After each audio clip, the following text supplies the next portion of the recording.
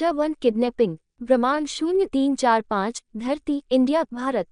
लगभग रात के 11 बजे एक वैन एक गांव के खेतों के बीच में से बहुत ही तेजी से जा रही होती है और उनको देखकर ऐसा लग रहा था कि उन्हें कहीं पहुंचने की जल्दी हो। और उस वैन के आगे ड्राइविंग सीट और उसके बगल वाली सीट पर दो लोग गुंडे जैसे दिखने वाले इंसान बैठे हुए हैं और उनके चेहरे पर घबराहट साफ साफ देखी जा सकती है। तभी उसी बगल की सीट पर बैठे हुए इंसान का फोन बजने लग जाता है और वो जैसे ही फोन देखता है तो उसे किसी जतिन पाटिल नाम के बंदे का कॉल आ रहा था, जिसे देखकर वो आदमी उसे जल्दी से उठा लेता है और कॉल उठते ही दूसरी तरफ से एक भारी आवाज आती है, क्या तुम्हें जो काम बोला था वो हो गया है? और उसके इस सवाल का जवाब में वो गुंडे जैसा दिखने वाला आदमी थोड़ा घबराते हुए कहता है, जी सर, हमने आपका काम पूरा कर लिया है और अरोड़ा फैमिली की बेटी को अगवा कर लिया है। उस गुंडे का जवाब को सुनकर दूसरी तरफ से एक खतरनाक सी हंसने की आवाज आने लगती है और उसे सुनने से ऐसा लग रहा था कि उस आदमी को जिस चीज का इंतजार कब से था और वो चीज अब उसको लगभग मिलने ही वाली है।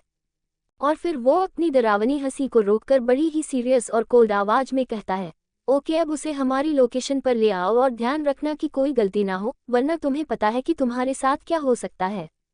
और ये बोलते ही वो दूसरे इंसान का जवाब ना सुने बिना ही कॉल काट देता है और वहीं दूसरी तरफ उस आदमी की धमकी को सुनकर वो इंसान डर से कांपने लगता है, जैसे कि उसे कुछ भयानक याद आ गया हो और वो बिना इस बात पर ध्यान दिए कि फोन कट चुका है। वो बार बार बोलने लगता है, जी सर, कोई गलती नहीं होगी। तभी ड्राइवर सीट पर बैठा हुआ आदमी उसके कंधे पर हाथ रखते हुए कहता है, भाई, फोन कट चुका है और तू इतना डर क्यों रहा है? इसमें डरने की बात क्या है? जिस पर वही दूसरा आदमी उसका हाथ अपने कंधे से झटकते हुए कहता है, भाई, तूने तो अभी अभी हमें ज्वाइन किया है और ये तेरा पहला काम है, इसलिए तुझे ये नहीं पता कि ये जतिन पाटिल कितना खतरनाक आदमी है। जिस पर वो ड्राइविंग सीट वाला आदमी भी थोड़ा सीरियस होते हुए कहता है, ठीक है भाई, मैं तेरे को ऐसे डरते हुए देख के समझ सकता हूँ, पर तू एक बात बता सकता है कि हमने इस इतने अमीर खानदान की लड़की को किडनैप क्यों किया है और क्या नाम था? हाँ, तुम्हारा जतिन पाटिल बॉस इस लड़की को अपना काम खत्म होने के बाद इसकी फैमिली के पास सही सलामत छोड़ तो देगा ना? वो बच्ची सच में दिखने में बहुत मासूम है। जिसके जवाब में वही ड्राइवर सीट वाला आदमी अपना सरना में हिलाता है और एक गहरी सांस छोड़ते हुए कहता है, वैसे ये बात मैं सिर्फ तुम्हें बता रहा हूँ, ये बात किसी और को नहीं पता नहीं चलनी चाहिए।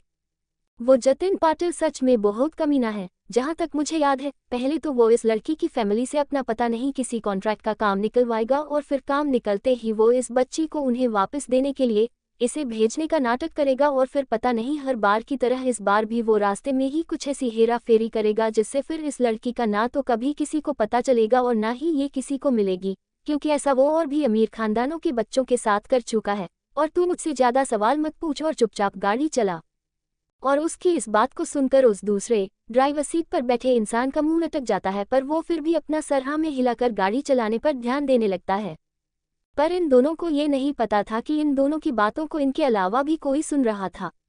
और वो और कोई नहीं बल्कि इन्हीं की वैन के पीछे वाले हिस्से में एक छोटी और बहुत ही ज्यादा प्यारी बच्ची, इतनी प्यारी कि अगर आपके सामने हो तो आप उसके गाल खींचे बिना नहीं रह पाएंगे। और वो बच्ची लगभग 11 से 12 साल की थी और जो अभी कुछ देर पहले ही होश में आई थी। वो इनकी इस बात की सुनकर और अपने आप को किसी और जगह पर पाकर जोर जोर से रोने लगती है। उस बच्ची के रोने को सुनकर आगे बैठे हुए दोनों आदमियों को पता चल जाता है कि वो बच्ची होश में आ चुकी है और वो ड्राइवर थोड़ा जोर से अपने साथ वाले आदमी से कहता है, अरे, लगता है ये रूही अरोड़ा अपने होश में आ गई है, अब क्या करें? जी, आपने सही सुना, ये है रूही अरोड़ा, अरोड़ा फैमिली की इकलौती बेटी, जिनका बिजनेस बहुत से शहरों और बाहर के देशों में भी फैला हुआ है और ये भारत की टॉप की अमीर फैमिली में से एक है। उस ड्राइवर की बात को सुनकर और उस बच्ची के रोने से तंग आकर वो साथ वाला आदमी पहले तो वो ड्राइविंग सीट और उस पीछे के हिस्से में लगी हुई उस खिड़की को बंद करता देता है, जिससे उस बच्ची के रोने की आवाज बाहर आनी बिल्कुल ही बंद हो जाती है। और वो फिर ड्राइवर के सर के पीछे हल्के से थप्पड़ मारता है और कहता है, अरे सुनाई मुझे भी दे रहा है कि वो जाग चुकी है और तू पीछे की खिड़की बंद करने के बजाय मेरे कान में क्यों चिल्ला रहा है? जिस पर वो ड्राइवर थोड़ी खिसियानी हंसी हंस देता है और कहता है, ही, वो मैं भूल गया था, पहली बार है ना? और उसकी इस बात को सुनकर उसके साथ वाला आदमी अपने माथे पर निराशा से हाथ मार देता है। थोड़ी देर रोने के बाद रूही चुप हो जाती है और वही उसी वैन की पीछे वाली खिड़की से बाहर अपनी आंखों में एक आशा लिए देखने लगती है। ऐसे ही लगभग 1 घंटा बीत जाता है और वो वैन चलते चलते एक गांव के खेत से दूसरे गांव के खेत में पहुंच जाती है और वो लोग जानबूझकर गांव के सुनसान एरिया से अपनी वैन को लेकर जा रहे होते हैं ताकि उन्हें कोई प्रॉब्लम ना आए। अभी चलते चलते अचानक से कुछ दूरी पर वो ड्राइवर उस वैन को रोक देता है और उसको रोकता हुआ देख साथ में बैठा हुआ आदमी उससे इशारे में पूछता है, वैन क्यों रोक दी? जिसके जवाब में वो ड्राइवर उसे अपने हाथ की सबसे छोटी उंगली का इशारा करता है और जिससे दूसरे आदमी को समझ आ जाता है कि उसे बाथरूम लगी है। वैसे रात में ठंड होने के कारण लगी तो उसे भी थी, इसलिए वो भी उसके साथ जाने का इशारा करता है और दोनों वैन से कुछ दूरी पर चले जाते हैं। अभी वो आगे चलते चलते बाथरूम की जगह ढूंढ ही रहे होते हैं कि ड्राइवर को कुछ दूरी पर खेत के उस पार एक शराब का ठेका दिख जाता है, जिसे देखकर वो ड्राइवर उस ओर इशारा करता है और उसने जहां इशारा किया होता है उस ओर जब वो आदमी शराब के ठेके को देखता है तो अपना सरना में हिला देता है और कहता है, अभी वहां जाएंगे तो गाड़ी का ध्यान कौन रखेगा? और वैसे तू बता पी लेगा तो गाड़ी कैसे चलाएगा? उसकी इस बात को सुनकर वो ड्राइवर अपने सीने पर हाथ मारते हुए गर्व के साथ जवाब देते हुए कहता है, तुम जरा भी चिंता मत करो, मैंने वैन के पीछे के गेट को बाहर से ताला लगाया हुआ है और ड्राइविंग सीट के गेट्स भी लॉक हैं और इस वक्त इस सुनसान जगह पर कौन सा कोई आ जाएगा। और हाँ, रही बात पीने की तो वो हम अभी बस खरीद कर आ जाएंगे और इस लड़की को लोकेशन पर पहुंचाने के बाद ही पेंगे। और उसकी ये बात उस दूसरे आदमी को भी सही लगती है और वैसे भी वापस आना जाना करने में मुश्किल से आधा घंटा ही लगना था और ये सोचकर वो अपने आप को मना रहा होता है। पर असल बात तो ये थी कि इस काम को करते करते उसका सर भी काफ़ी दर्द करने लग गया था और उसको भी पीने की सख्त ज़रूरत थी। इसलिए वो उसकी बात के लिए हाँ कर देता है और वो दोनों वहाँ से उस ठेके की ओर चले जाते हैं। अभी उनको वहाँ से गए हुए ठीक से 5 मिनट भी नहीं हुए होंगे कि जहाँ वो वैन जिन खेतों के बीच के रास्ते में खड़ी हुई थी,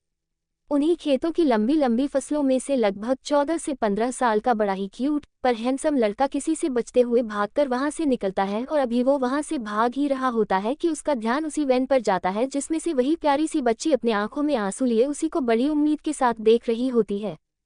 वैसे आप लोग अगर सोच रहे हैं कि इतनी रात को ये एक दूसरे को कैसे साफ साफ देख पा रहे हैं, तो मैं आपको बता दूं कि आज पूर्णिमा है, जिसके कारण पूरा चांद अपनी चांदनी को पूरी तरह से फैला रहा है, मतलब चारों तरफ रोशनी कर रहा है,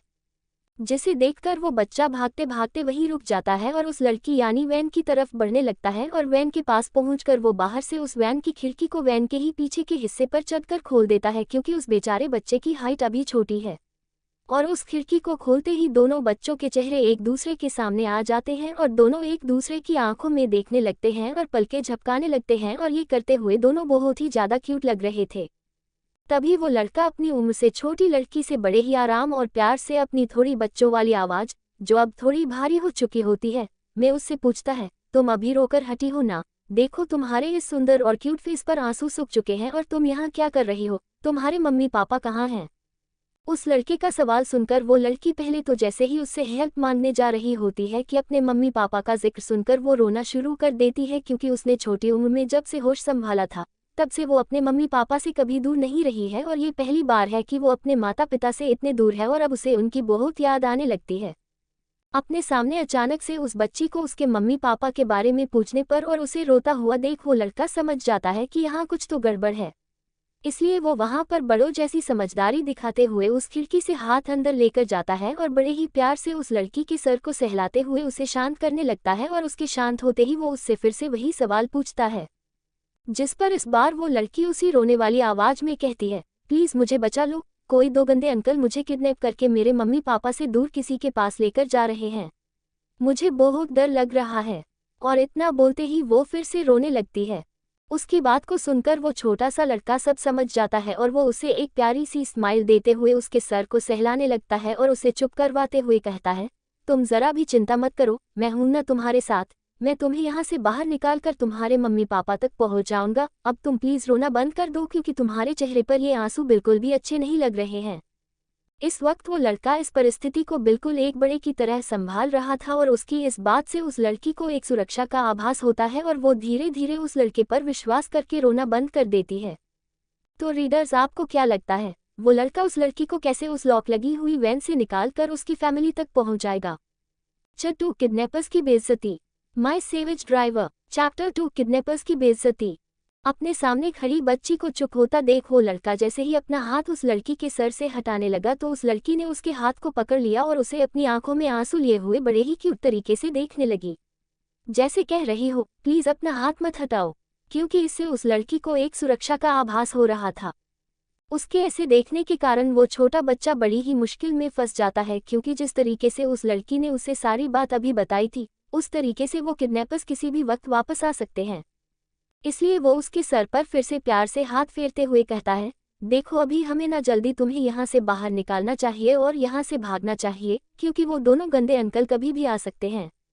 और उसकी इस बात को समझते हुए वो लड़की ना चाहते हुए भी उस हाथ को छोड़ देती है, और उस लड़की के हाथ छोड़ते ही वो लड़का जल्दी से जिस गेट के साथ वो खड़ा था वहीं पर नीचे की ओर एक नज़र देखता है, तो उसे वहां पर एक ताला दिखता है, और उसे देखते ही वो आसपास उस ताले को तोड़ने के लिए एक बड़े पत्थर को ढूंढने लगता है, और उसे कुछ ही दूरी पर उसे एक ऐसा पत्थर दिख भी जाता है जिससे वो ये ताला बहुत ही आसानी से तोड़ सकता है। उस पत्थर को उठाने के लिए जाने से पहले वो उस लड़की की ओर देखता है और उससे कहता है, तुम यहीं 2 मिनट रुको, मैं अभी इस ताले को तोड़ने के लिए पत्थर लेकर आता हूँ। जिस पर वो लड़की बस हाँ में अपना सर हिला देती है। उसकी हाँ मिलते ही वो लड़का वैन से कूद जाता है और कुछ कदम चलने के बाद वो उस पत्थर के पास पहुंच जाता है। पर जब वो उस पत्थर को उठाता है तो वो उसकी उम्मीद से काफ़ी भारी था, पर वो फिर भी अपनी पूरी कोशिश करके उस पत्थर को उठाकर धीरे धीरे उस वैन के ताले की तरफ बढ़ने लगता है, और उसको वापस आते हुए देखकर उस लड़की की आंखों की चमक और भी बढ़ जाती। कुछ देर बाद जैसे ही वो लड़का उस ताले के पास पहुंचकर उस पत्थर को उठाकर ताले को तोड़ने जा रहा होता है कि अचानक से उस ताले को देखकर उस छोटे से बच्चे की आंखें छोटी हो जाती हैं, और फिर कुछ समझ आते ही तो उसकी आंखें हैरानी से बड़ी हो जाती हैं, और फिर वो बड़ा ही अजीब मुंह बनाते हुए वो उस इतनी मुश्किल से लाए हुए पत्थर को अपने हाथों से दूर फेंक देता है। और ये सब एक्सप्रेशन बनाते हुए वो लड़का हद से ज्यादा क्यूट लग रहा था, जिस वजह से लड़की के चेहरे पर भी एक स्माइल आ जाती है। पर वो फिर भी उससे अपने चेहरे पर एक कंफ्यूज लुक के साथ पूछती है, तुमने वो पत्थर बिना ताले को तोड़े ही क्यों फेंक दिया? उद्धरण चिन्ह। असल में हुआ ये था कि जब वो लड़का उस पत्थर से उस ताले को तोड़ने जा रहा था तो उसने जब उस ताले को ध्यान से देखा तो उसे उस ताले में ही एक चाबी लगी हुई नजर आई, जिसका एहसास होते ही उसने पहले हैरानी और फिर गुस्से में आकर उस पत्थर को दूर फेंक दिया। और उस लड़की के इस सवाल को पूछते ही वो लड़का उसी चाबी से उस ताले को खोलकर उस लड़की को दिखा देता है, जिसे देखकर और समझकर उस लड़की की आंखें भी हैरानी से बड़ी हो जाती हैं।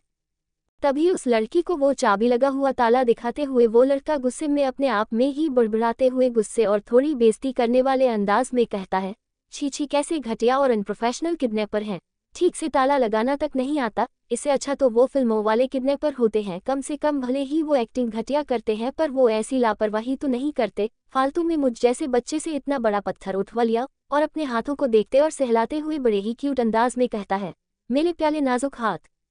पर वो जल्दी ही अपने हाथ को दिलासा देना छोड़कर उस वैन के गेट खोल देता है और खुद वैन से नीचे उतरकर उस लड़की के बाहर निकलने का वेट करने लग जाता है। गेट के खुलते ही वो लड़की गेट से अपना कदमों को बाहर रखती है और उसको ऐसे देखकर वो लड़का उस लड़की की सुंदरता और क्यूटनेस में खोते हुए अपने आप में थोड़ा जोर से बड़बड़ाते हुए कहता है, वाओ, तुम इस ड्रेस में कितनी ब्यूटीफुल लग रही हो। और उस लड़के की तारीफ को सुनकर उस लड़की के गाल शर्म से लाल हो जाते हैं। असल में आज रूही अरोड़ा का 10वां बर्थडे था और उसकी फैमिली एक रिसोर्ट में ही उसका बर्थडे सेलिब्रेट कर रही थी। और इस वक्त रूही ने अपने ही जन्मदिन की बहुत ही महंगी और सुंदर ड्रेस पहनकर रखी हुई थी, क्योंकि इसी बर्थडे पार्टी में ही बिना किसी को पता लगे पूरी प्लानिंग के साथ उसको किडनैप कर लिया गया था। वैसे इसमें मैं आपको एक जरूरी बात साफ साफ बता दूं कि इस प्लान में जितने भी लोग शामिल हुए थे वो सभी के सभी प्रोफेशनल लोग थे, बस ड्राइवर को छोड़ के। बेचारे की ये पहली किडनैपिंग है जिसमें वो किडनैपर्स का नाम कुछ ज्यादा ही अच्छे से रोशन कर रहा है। तभी उस लड़के को एहसास होता है कि जो बात उसके सिर्फ दिमाग में थी वो गलती से अब उसकी जबान पर भी आ गई है, जिस पर वो झेप जाता है और इस अजीब माहौल से निकलने के लिए वो हल्के से खांस देता है और अपनी बाहों को फैला देता ताकि वो उस लड़की को पकड़कर उतार दे। फिर वो लड़का उस लड़की को अपनी बाहों में लेकर बड़े ही आराम से नीचे उतार देता है और उसको उतारते ही वो उस लड़की से पूछता है, क्या तुम चल पाओगी? उन गंदे अंकलों ने कहीं तुम्हें मारा तो नहीं ना? जिस पर वो लड़की ना में अपनी गर्दन हिलाते हुए कहती है, नहीं, उन्होंने मुझे कोई नुकसान नहीं पहुंचाया, मैं आराम से चल सकती हूँ। उसकी इस बात को सुनकर वो लड़का एक चैन की सांस लेता है और फिर अपने हाथों को बांधकर अपने सर को हाँ में हिलाते हुए कहता है, लगता है वो किडनैपर्स अच्छे घर के हैं। चलो, मुझे क्या अच्छा ही हुआ, अब मुझे तुम्हें अपनी पीठ पर नहीं उठाना होगा। पर जब उस लड़की ने ये सुना कि उसने उस हैंडसम लड़के की पीठ पर चढ़ने का मौका गवा दिया है तो उसे बड़ी निराशा होती है और वो बड़े ही क्यूट तरीके से अपना मुंह फुला लेती है, जिसे देखकर उस लड़के को कुछ समझ नहीं आता। पर वक्त की नज़ाकत को समझते हुए वो लड़का उस लड़की का हाथ पकड़ के वहां से जाने लगता है कि उसे कुछ याद आता है और वो वापस पीछे घूमकर उस ताले को वापस उसी गेट में लगा कर लॉक कर देता है और फिर उस लड़की की तरफ घूमकर उसे बड़ों की तरह समझाते हुए कहता है, देखो, हमें ना किसी का सामान बिना पूछे नहीं लेना चाहिए, इसलिए मैंने ये ताला वापस लगा दिया है। और इतना बोलकर वो उस ताले की चाबी को अपनी पॉकेट की जेब में डाल लेता है, जिसे देखकर वो लड़की उसे टोकते हुए कहती है, पर तुमने तो उनकी चाबी को बिना पूछे ही अपनी पॉकेट में क्यों डाल ली, ये तो गलत बात है ना। जिसके जवाब में वो लड़का बोलता है, इसमें तो उनकी गलती है, वो ताले में ऐसे चाबी लगी छोड़ कर गए थे और कोई भी उनके इस ताले को चुरा सकता था। मैंने तो फिर एक भले आदमी, मेरा मतलब भले लड़के की तरह इस ताले को अच्छी तरह से लॉक किया है, ताकि ये चोरी ना हो। और रही बात चाबी की, तो वो मैंने अपनी मेहनत जो मैंने इस पत्थर को उठाने में की थी, अपना बदला लेने के लिए रख ली है, ताकि उन्हें भी ये ताला पत्थर से ही खोलना पड़े और वो भी वही सहे जो मुझ जैसे बच्चे ने सहा है। और उस लड़के के इतने लंबे चाबी पुराण को सुनकर उस लड़की का मुंह खुला का खुला रह जाता है और उसको ऐसे देखकर वो लड़का उससे इशारे में पूछता है, अब तुम्हें क्या हो गया। जिसके जवाब में वो लड़की अपना मुंह बंद कर लेती है और ना में अपना सर हिलाते हुए आगे कहती है, नहीं कुछ नहीं, अब हमें चलना चाहिए वरना वो गंदे अंकल फिर आ जाएंगे। उसकी बात को सुनकर वो लड़का हाँ में सर हिलाता है और उस लड़की का हाथ पकड़कर उस वैन से उल्टी दिशा में भागने की जगह वैन को जिस दिशा में जाना है उसी दिशा में भागने लगता है। और उसको उस दिशा में भागते हुए देख वो लड़की उससे भागते भागते ही पूछती है, हमें तो दूसरी दिशा में भागना चाहिए ना, उन गंदे अंकलों को भी यहीं से जाना है और अगर उन्होंने मुझे पहचान लिया तो वो मुझे दोबारा पकड़ लेंगे। उसकी इस बात को सुनकर वो लड़का अपने माथे पर हाथ मारते हुए कहता है, अरे बुद्धू, यही तो तुम्हारी गलती है, क्योंकि जैसा तुम सोच रही हो उल्टी दिशा में भागने को, वैसे वो गंदे अंकल भी तो यही सोचेंगे कि तुम उस दिशा में भागी हो और ऐसे वो तुम्हें दोबारा पकड़ लेंगे। उसकी इस बात को सुनकर वो लड़की उस लड़के को अपनी आंखों में चमक लिए बड़े प्यार से देखती है, जैसे कि उससे बिल्कुल इम्प्रेस हो चुकी हो, जिस पर वो लड़का बिल्कुल ध्यान नहीं था क्योंकि उसका सारा ध्यान भागने पर था। अभी उन्हें भागते हुए कुछ ही देर हुई थी कि वो लड़का महसूस करता है कि उस लड़की का हाथ जो उसने पकड़ के रखा है वो बुरी तरह से कांप रहा है, जिसे महसूस करके वो लड़का समझ जाता है कि इसे ठंड लग रही है, इसलिए वो रुककर अपना पहना हुआ मफलर और जैकेट उसे दे देता है, जिसे वो लड़की लाल गालों के साथ उसे थैंक यू बोलकर पहन लेती है और मफलर को वो सर पर चुन्नी की तरह ओढ़ लेती है और दोनों फिर से भागना शुरू कर देते हैं। अभी उन दोनों को वहां से भागे हुए मुश्किल से 10 मिनट भी नहीं हुए होंगे कि वो दोनों गुंडे मतलब किडनैपर्स, अब मैं क्या करूं, इनकी शक्लें ही ऐसी हैं, मैं कंफ्यूज हो जाता हूं। जल्दबाजी में चलते चलते हाथ में एक एक काला लिफाफा लिए वैन के पास आ जाते हैं और वैन के पास पहुंचते ही उस ड्राइवर के साथ वाला आदमी सबसे पहले पीछे का गेट चेक करता है और उस पर ताले को अच्छी तरह लगा हुआ देखकर वो एक चैन की सांस लेता है और तभी पीछे से वही ड्राइवर उसके कंधे पर हाथ रखते हुए कहता है, देखा तू तो ऐसे ही इतना घबरा रहा था, अब देख ताला कितनी अच्छी तरीके से लगा हुआ है। और उस ड्राइवर की तारीफ अपने मुंह से खुद सुनकर वो दूसरा आदमी थोड़ा चिढ़ते हुए कहता है, हाँ हाँ ठीक है, अब अपनी ज्यादा तारीफ मत कर और जल्दी चला, वैन को हमें वहां टाइम पर भी पहुंचना है। और उसकी बात को सुनकर वो ड्राइवर अपना सर हाँ में हिलाता है और दोनों वैन में बैठ जाते हैं। वैन में बैठते ही वो दूसरा आदमी वो अपने पीछे की खिड़की वो लड़की कैसी है ये जानने के लिए अभी खोल ही रहा था कि उसका हाथ वो ड्राइवर पकड़ लेता है और अपनी गर्दन ना में हिलाते हुए कहता है, नहीं भाई रहने दे, क्या फायदा, दोबारा रोने लगेगी, जो मैं बिल्कुल भी नहीं सुन सकता। उस ड्राइवर की बात को सुनकर उस आदमी को भी अपना सर दर्द याद आ जाता है और वो अपने उस हाथ को पीछे कर लेता है और ये देखकर वो ड्राइवर वैन को शुरू करके थोड़ी तेजी से चलाने लग जाता है। चैप्टर 3 भले kidnappers, my savage driver. Chapter 3 भले किडनैपर्स। अभी उन दोनों बच्चों को उस दिशा में भागते हुए मुश्किल से 15 मिनट भी नहीं हुए थे कि उन्हें अपने पीछे दूर से एक गाड़ी के आने की आवाज आने लगती है और ये आवाज सुनते वो दोनों बच्चे धीरे हो जाते हैं और वो लड़का उस लड़की की आंखों में डर साफ साफ देख सकता था क्योंकि वो इस गाड़ी की आवाज को बहुत ही अच्छी तरीके से पहचानती थी और ये और कोई गाड़ी नहीं बल्कि वही वैन थी।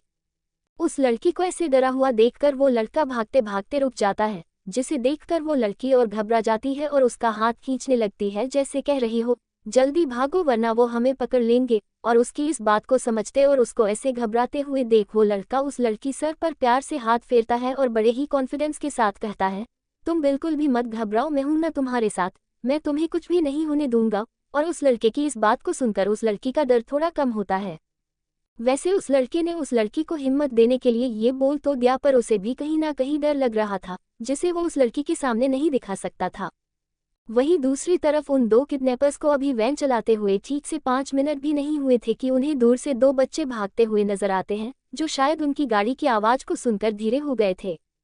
उन दोनों बच्चों को देखते हुए वो ड्राइवर अपने साथ बैठे हुए आदमी का ध्यान इशारा करते हुए उन बच्चों की तरफ करता है और उन दोनों बच्चों को देखकर वो आदमी अपने साथ बैठे हुए ड्राइवर से वैन को उन बच्चों के पास ले जाकर रोकने के लिए बोलता है। अपनी तरफ उस वैन को पीछे से आता हुआ देख दोनों बच्चों की चलने की रफ्तार और भी धीरे हो गई। ऐसा वो लड़का इसलिए कर रहा था क्योंकि वो नहीं चाहता था कि उनके भागने से पीछे से आ रहे किडनैपर्स को उनके ऊपर शक हो जाए। कुछ ही पल में वो वैन उन बच्चों के पास धीरे से आकर रुकती है और वैन के उन बच्चों के पास रुकते ही वो ड्राइवर के साथ बैठा हुआ किडनैपर अपनी वैन का शीशा नीचे करता है और उन बच्चों को रुकने के लिए बोलता है। दूसरी तरफ बिल्कुल अपने पास वैन के रुकते ही वो दोनों बच्चे बहुत डर जाते हैं, जिससे उस लड़की का हाथ तो डर के मारे कांपने लगा था, जिसे महसूस करके वो लड़का उस लड़की के हाथों को और भी जोर से पकड़ लेता है और अपनी आंखों से उसकी आंखों में गहराई से देखता है, जैसे कह रहा हो मैं हूं ना। और उसका ऐसा करना जादुई तरीके से काम भी आता है, जिससे उस लड़की के चेहरे पर घबराहट कम हो जाती है। और जैसे ही उन दोनों ने उस किडनैपर की आवाज को सुना तो वो दोनों जहां थे वहीं रुक जाते हैं और उसकी तरफ अपना सर घुमा लेते हैं। उन दोनों को रुकता हुआ देख और अपनी तरफ देखता हुआ देख उस आदमी की आंखें छोटी हो जाती है और उसके इस रिएक्शन से वो लड़का और लड़की दोनों ही बहुत डर जाते हैं, क्योंकि उन्हें लगता है कि इस किडनैपर ने रूही को पहचान लिया है। वैसे जैसा कि मैंने पहले भी बताया था कि इतने बड़े घर की बेटी की किडनैपिंग उसी की जन्मदिन की पार्टी से इनकी गैंग ने पूरी प्लानिंग के साथ कई टीमों में बंटकर की थी और उनमें से ही एक टीम थी इस ड्राइवर और साथ बैठे हुए इस आदमी की, और इनका काम बस लड़की को अपनी सही जगह पर पहुंचाने का था। और प्लान के अकॉर्डिंग एक टीम ने बेहोश करके लड़की को इनकी वैन के अंदर पहुंचाया और उस टीम का इशारा मिलते ही वो वैन लेकर निकल गए। और पता है कमाल की बात क्या है, इन दोनों प्रोफेशनल किडनैपर्स ने उस लड़की की शक्ल सूरत अभी तक नहीं देखी थी और हम ये भी देख सकते हैं कि दोनों अपने काम को लेकर कितने ज़्यादा लॉयल हैं। वही वो आदमी अपने सामने दो बच्चों को अकेले सुनसान एरिया में खड़ा हुआ देख उनसे अपनी आंखों को छोटा करते हुए एक गहरी सांस छोड़ते हुए बोलता है, बच्चों तुम्हारे मम्मी पापा कहाँ हैं और तुम इस सुनसान एरिया में कहाँ से आ रहे हो। उस आदमी के सवाल को सुनकर वो लड़की और लड़का बिल्कुल हैरान हो जाते हैं और उनके चेहरे पर कन्फ्यूजन साफ देखी जा सकती है। पर वो लड़का इस परिस्थिति को समझते हुए जल्दी से अपने चेहरे के भावों को नॉर्मल करता है और उस आदमी को जवाब देने से पहले वो अपनी साथ खड़ी लड़की की आंखों में देखता है, जैसे कह रहा हो क्या इन्होंने तुम्हें बिना देखे ही उठा लिया था कि अब तुम्हें पहचाना भी नहीं। फिर वो उस आदमी को जवाब देते हुए कहता है, वो अंकल हमारे मम्मी पापा आगे वाले गाँव में रहते हैं और हम अभी पीछे वाले गाँव में अपने दोस्त की जन्मदिन की पार्टी से आ रहे हैं। और उसके इस जवाब को सुनकर वो आदमी अपने सामने खड़े लड़के की बातों पर विश्वास कर लेता है, क्योंकि उन दोनों के कपड़े लग भी इतने ऐसे रहे थे कि वो पार्टी से आ रहे हो। पर वो फिर भी उन बच्चों को गंभीरता से देखते हुए कहता है, बच्चों तुम्हें रात को ऐसे सुनसान जगह पर नहीं घूमना चाहिए, क्योंकि आजकल का समय काफ़ी खराब हो गया है। अगर तुम लोग ऐसे घूमोगे तो खराब और लालची लोग तुम्हें किडनैप करके तुम्हारे माँ बाप से पैसे मांग सकते हैं, और ये भी हो सकता है तुम्हारे माँ बाप से पैसे लेने के बाद तुम्हें उनके पास भेजे भी ना। अब हमें ही देख लो, अगर हम उनमें से एक होते तो तुम हमारा क्या हो कर लेते, हम तुम्हें बड़ी ही आराम से किडनैप कर लेते। इसलिए तुम्हें ऐसी जगहों पर अकेले नहीं घूमना चाहिए, खासकर कि रात के समय। तभी उसके साथ बैठा हुआ ड्राइवर आगे कहता है, बच्चों क्या तुम अपने घर चले जाओगे? अगर तुम्हें डर लग रहा हो तो हम तुम्हें छोड़ सकते हैं। जिस पर वो साथ बैठा हुआ आदमी भी हमें अपनी गर्दन हिलाता है। उन लोगों की इतने केयर वाली बातों को सुनकर उन दोनों बच्चों के चेहरों पर शौक साफ साफ देखा जा सकता है। वो दोनों इतने शौक हो चुके थे कि बस दोनों के मुंह खुलने ही बाकी थे। पर वो लड़का जल्दी से उनको जवाब देते हुए कहता है, धन्यवाद अंकल, पर हम चले जाएंगे क्योंकि हम इस रास्ते से काफ़ी बार गुजर चुके हैं और हम आपकी बात का ध्यान रखेंगे और रात को बाहर नहीं घूमेंगे। और ये बोलकर वो उनके सामने झुककर अपना धन्यवाद व्यक्त करता है, जिसे देखकर वो लड़की भी अपना सर झुका देती है। उन दोनों बच्चों को ऐसे झुकते हुए देख वो दोनों किडनैपर्स एक पल के लिए चौंक जाते हैं, क्योंकि उन्हें ये विश्वास नहीं हो रहा था कि आज के समय में भी इतने समझदार और संस्कारी बच्चे हो सकते हैं। और उन बच्चों के इस बिहेवियर को देखकर वो किडनैपर अपनी गर्दन को हाँ में हिलाता है और उस ड्राइवर को आगे बढ़ने का इशारा करता है और वहां से वैन आगे निकल जाती है। उस वैन के थोड़े दूर जाते ही वो दोनों बच्चे चैन की सांस लेते हैं। उनमें से वो लड़का उस लड़की को देखते हुए बड़े ही सीरियसली कहता है, तुम बिल्कुल सही कह रही थी, ये बहुत ही खतरनाक किडनैपर्स थे। अगर तुम मुझे इनके बारे में नहीं बताती तो मैं इन्हें अच्छा इंसान समझ लेता। हाँ, पर ये तब होता जब हम इनकी शक्ल को छोड़ दें, क्योंकि ये शक्ल से तो गुंडे ही लगते हैं। तुमने देखा नहीं उनके जंगलियों जैसे बाल, दांत बिल्कुल पीले और काले, और देखने से ही पता लग रहा थे पता नहीं कब से नहीं नहाए, और सबसे जरूरी उनके चेहरों पर वो कट का निशान। उसकी बात को सुनकर वो लड़की अपना सर हाँ में हिला देती है। फिर वो लड़का उस लड़की हाथ पकड़कर उसे वहीं पास में दाएं और खेत के एक कच्चे रास्ते पर आगे की ओर ले जाने लगता है। उन बच्चों को कुछ पीछे छोड़ने के बाद वो ड्राइविंग सीट पर बैठा हुआ किडनैपर अपने साथ बैठे हुए आदमी से कहता है, पता नहीं आजकल के माँ बाप भी ना अपने बच्चों को कैसे इतनी दूर अकेले भेज सकते हैं। उन्हें बच्चों की कोई परवाह ही नहीं है। अगर हम भले लोगों की जगह कोई और होता तो वो इन बच्चों को अगवा करके उनका फायदा उठाता। उसकी बात को सुनकर साथ वाला आदमी भी कहता है, सही कह रहे हो भाई, परवाह ही नहीं है, पर जो भी कहो बच्चे थे बड़े संस्कारी और समझदार। जिस पर वो ड्राइविंग सीट पर बैठा किडनैपर भी हामी भरता है और वो फिर उस वैन को और भी तेजी से चलाने लगता है। वहीं दूसरी तरफ वो लड़का उस लड़की को भगाते हुए खेतों के बीच एक हरे भरे मैदान में ले आता है जो काफी खुला था, और वहां बीचों बीच एक बड़ा सा फूलों वाला पेड़ था, और अभी इन फूलों पर अभी पूरे चांद की चांदनी पड़ रही होती है, जिससे कुछ ऐसा जादुई और सुंदर नजारा बनाता है कि जिसे देखकर आप हैरान रह जाएंगे। और उस पेड़ से एक बेलों का एक झूला भी टंगा हुआ था। उस नज़ारे को देखकर जो लड़की अभी वहां भागते भागते आई थी और अपनी सांस लेने में बहुत बिजी थी, इस नज़ारे को देखकर उसका मुंह हल्का सा खुल जाता है और वो उस सुंदरता वाले दृश्य में इतना खो जाती है कि वो अपना जल्दी जल्दी सांस लेना भी भूल जाती है। तभी वो लड़का उस लड़की का हाथ अपने हाथ में लिए हुए एक स्माइल के साथ उस झूले की तरफ बड़े ही अदब से बढ़ जाता है, और उस लड़की के गाल उस लड़के के साथ ऐसे चलते हुए बिल्कुल लाल हो जाते हैं, क्योंकि उसे इस वक्त ऐसा लग रहा था कि कोई प्रिंस अपनी प्रिंसेस को एक स्पेशल जगह लेकर जा रहा हो, और वो शर्माते हुए उस लड़के के चेहरे को अपनी नजरें छुपा के बार बार देख रही थी, और उसे वो लड़का इस बड़ा ही हैंडसम लग रहा होता जिसने सच में उसे किसी राजकुमार की तरह गंदे लोगों से बचाया है। कुछ कदम चलने के बाद वो दोनों उस झूले के पास पहुंचकर एक दूसरे के बगल में बैठ जाते हैं, और उन्होंने अभी भी एक दूसरे का हाथ नहीं छोड़ा था, जिसका एहसास उन दोनों को ही हो जाता है, और दोनों शर्माते हुए एक दूसरे का हाथ छोड़ देते हैं। और इस अजीब माहौल को दूर करने के लिए वो लड़का अपनी पैंट की जेब से मोबाइल को निकालते हुए उस लड़की को बोलता है, तुम मुझे अपने पापा का नंबर बताओ, मैं उन्हें कॉल कर देता हूँ ताकि वो तुम्हें यहाँ लेने आ सके। अभी वो लड़का उस लड़की से उसके पापा का नंबर पूछते हुए फ़ोन का लॉक खोल ही रहा होता है कि जो रिकॉर्डिंग फ़ोन के बंद होते ही रुक गई थी, वो फ़ोन के खुलते ही दोबारा ऑन हो जाती है। अचानक से उस रिकॉर्डिंग के ऑन होते ही उस फ़ोन में से आवाज़ें आने लगती है, जिसमें एक लगभग 20-22 साल का लड़का फ़ोन पर किसी लड़की, शायद उसकी गर्लफ्रेंड थी, उससे बात करते हुए कहता है, बेबी प्लीज़ अब मान भी जाओ, कितने दिन हो गए हैं हमें मिले हुए, मैं कसम खाकर बोलता हूँ कि मैं दोबारा उस रश्मि की तरफ आँख उठाकर कभी भी नहीं देखूंगा। और उसकी इस बात को सुनकर सामने से उसी की उम्र की एक लड़की बड़े तीखे और गुस्से वाले लहजे में बोलती है, क्या तुम्हारा चक्कर रश्मि से भी चल रहा है? मैं तुमसे इसलिए नाराज थी क्योंकि मुझे तुम्हारे और सुनीता के रिश्ते के बारे में पता चला था। अभी वो रिकॉर्डिंग इतनी चली थी कि वो लड़का उस रिकॉर्डिंग को झट से बंद कर देता है, और जब वो दूसरी तरफ उस लड़की को अपनी तरफ बड़ी ही अजीब तरीके से घूरता हुआ महसूस करता है, तो वो जल्दी से उसे अपनी सफाई देते हुए कहता है, अरे तुम मुझे गलत समझ रही हो, मेरा इस फ़ोन और इस फ़ोन के मालिक से दूर दूर तक कोई रिश्ता नहीं है। अगर तुम कहो तो जो मेरी इस फ़ोन के मालिक के साथ बिल्कुल थोड़ी सी दोस्ती है, मैं उसे भी तुम्हारे कहने पर ख़त्म कर सकता हूँ। कसम से ये सिचुएशन ऐसी लग रही है जिसमें एक बीवी अपने पति को अपने दोस्तों की बुरी संगत से बचाने के लिए डांट रही हो, और पति सामने से उस गलती की जो उसने की ही नहीं है उसकी सफाई दे रहा हो, बेचारा। कोष्टक। तो आपको क्या लगता है, क्या ये लड़का रूही को उसकी फैमिली तक पहुंचा पाएगा या आएगी कोई नई मुश्किल? Chapter 4 introduction, my savage driver. Chapter 4 introduction. अपने सामने खड़े लड़के की सफाई को सुनकर वो लड़की बस अपना मुंह दूसरी तरफ घुमा लेती है, और उसको ऐसा रिएक्ट करता हुआ देख उस लड़के को समझ नहीं आता कि वो अब क्या करे, और वो अभी उस लड़की को मिलने से पहले क्या हुआ था वो याद करने लगता है। फ्लैशबैक से पहले थोड़ा इंट्रोडक्शन। ये आप अभी तक जिस हैंडसम, क्यूट और समझदार लड़के के बारे में पढ़ रहे थे, उस लड़के का नाम है विक्रम वेदा, जो वेदा खानदान का इकलौता लड़का है, और इसकी एक छोटी बहन भी है जिसका नाम कृति वेदा है, और इनकी फैमिली भी काफ़ी अमीर है। पर इतने अमीर होने के बावजूद भी ये गांव के शांति भरे माहौल में रहना पसंद करते हैं, और इनका पूरा फैमिली बिजनेस खेती बाड़ी से जुड़ा हुआ है। ये सभी प्रकार के व्यापार करते हैं, जैसे फसलों को बेचना, दूध और उससे जुड़ी चीज़ों को बेचना, शहद का बिजनेस, बड़ी मात्रा में फलों का बिजनेस आदि। इनके और भी कई तरह के व्यापार हैं जिनके बारे में हम बाद में जानेंगे। और इस लड़की को मिलने से पहले विक्रम अपने दोस्त के फार्म हाउस पर बैठा उसके आने का इंतजार कर रहा था कि तभी उसके दोस्त के भाई रमेश का फ़ोन बज पड़ता है, और ये कॉल किसका है ये जानने के लिए वो जैसे ही नाम पढ़ता है तो उस पर नाम लिखा था तीसरी वाली, जिसे पढ़कर उसे कुछ समझ तो नहीं आता, पर कॉल किसका है ये जानने के लिए उसे एक शरारत सूझती है, और वो कॉल उठाकर उसकी रिकॉर्डिंग को ऑन करके जल्दी से वो फ़ोन रमेश जो दूसरे कमरे में बैठा था उसको दे देता है।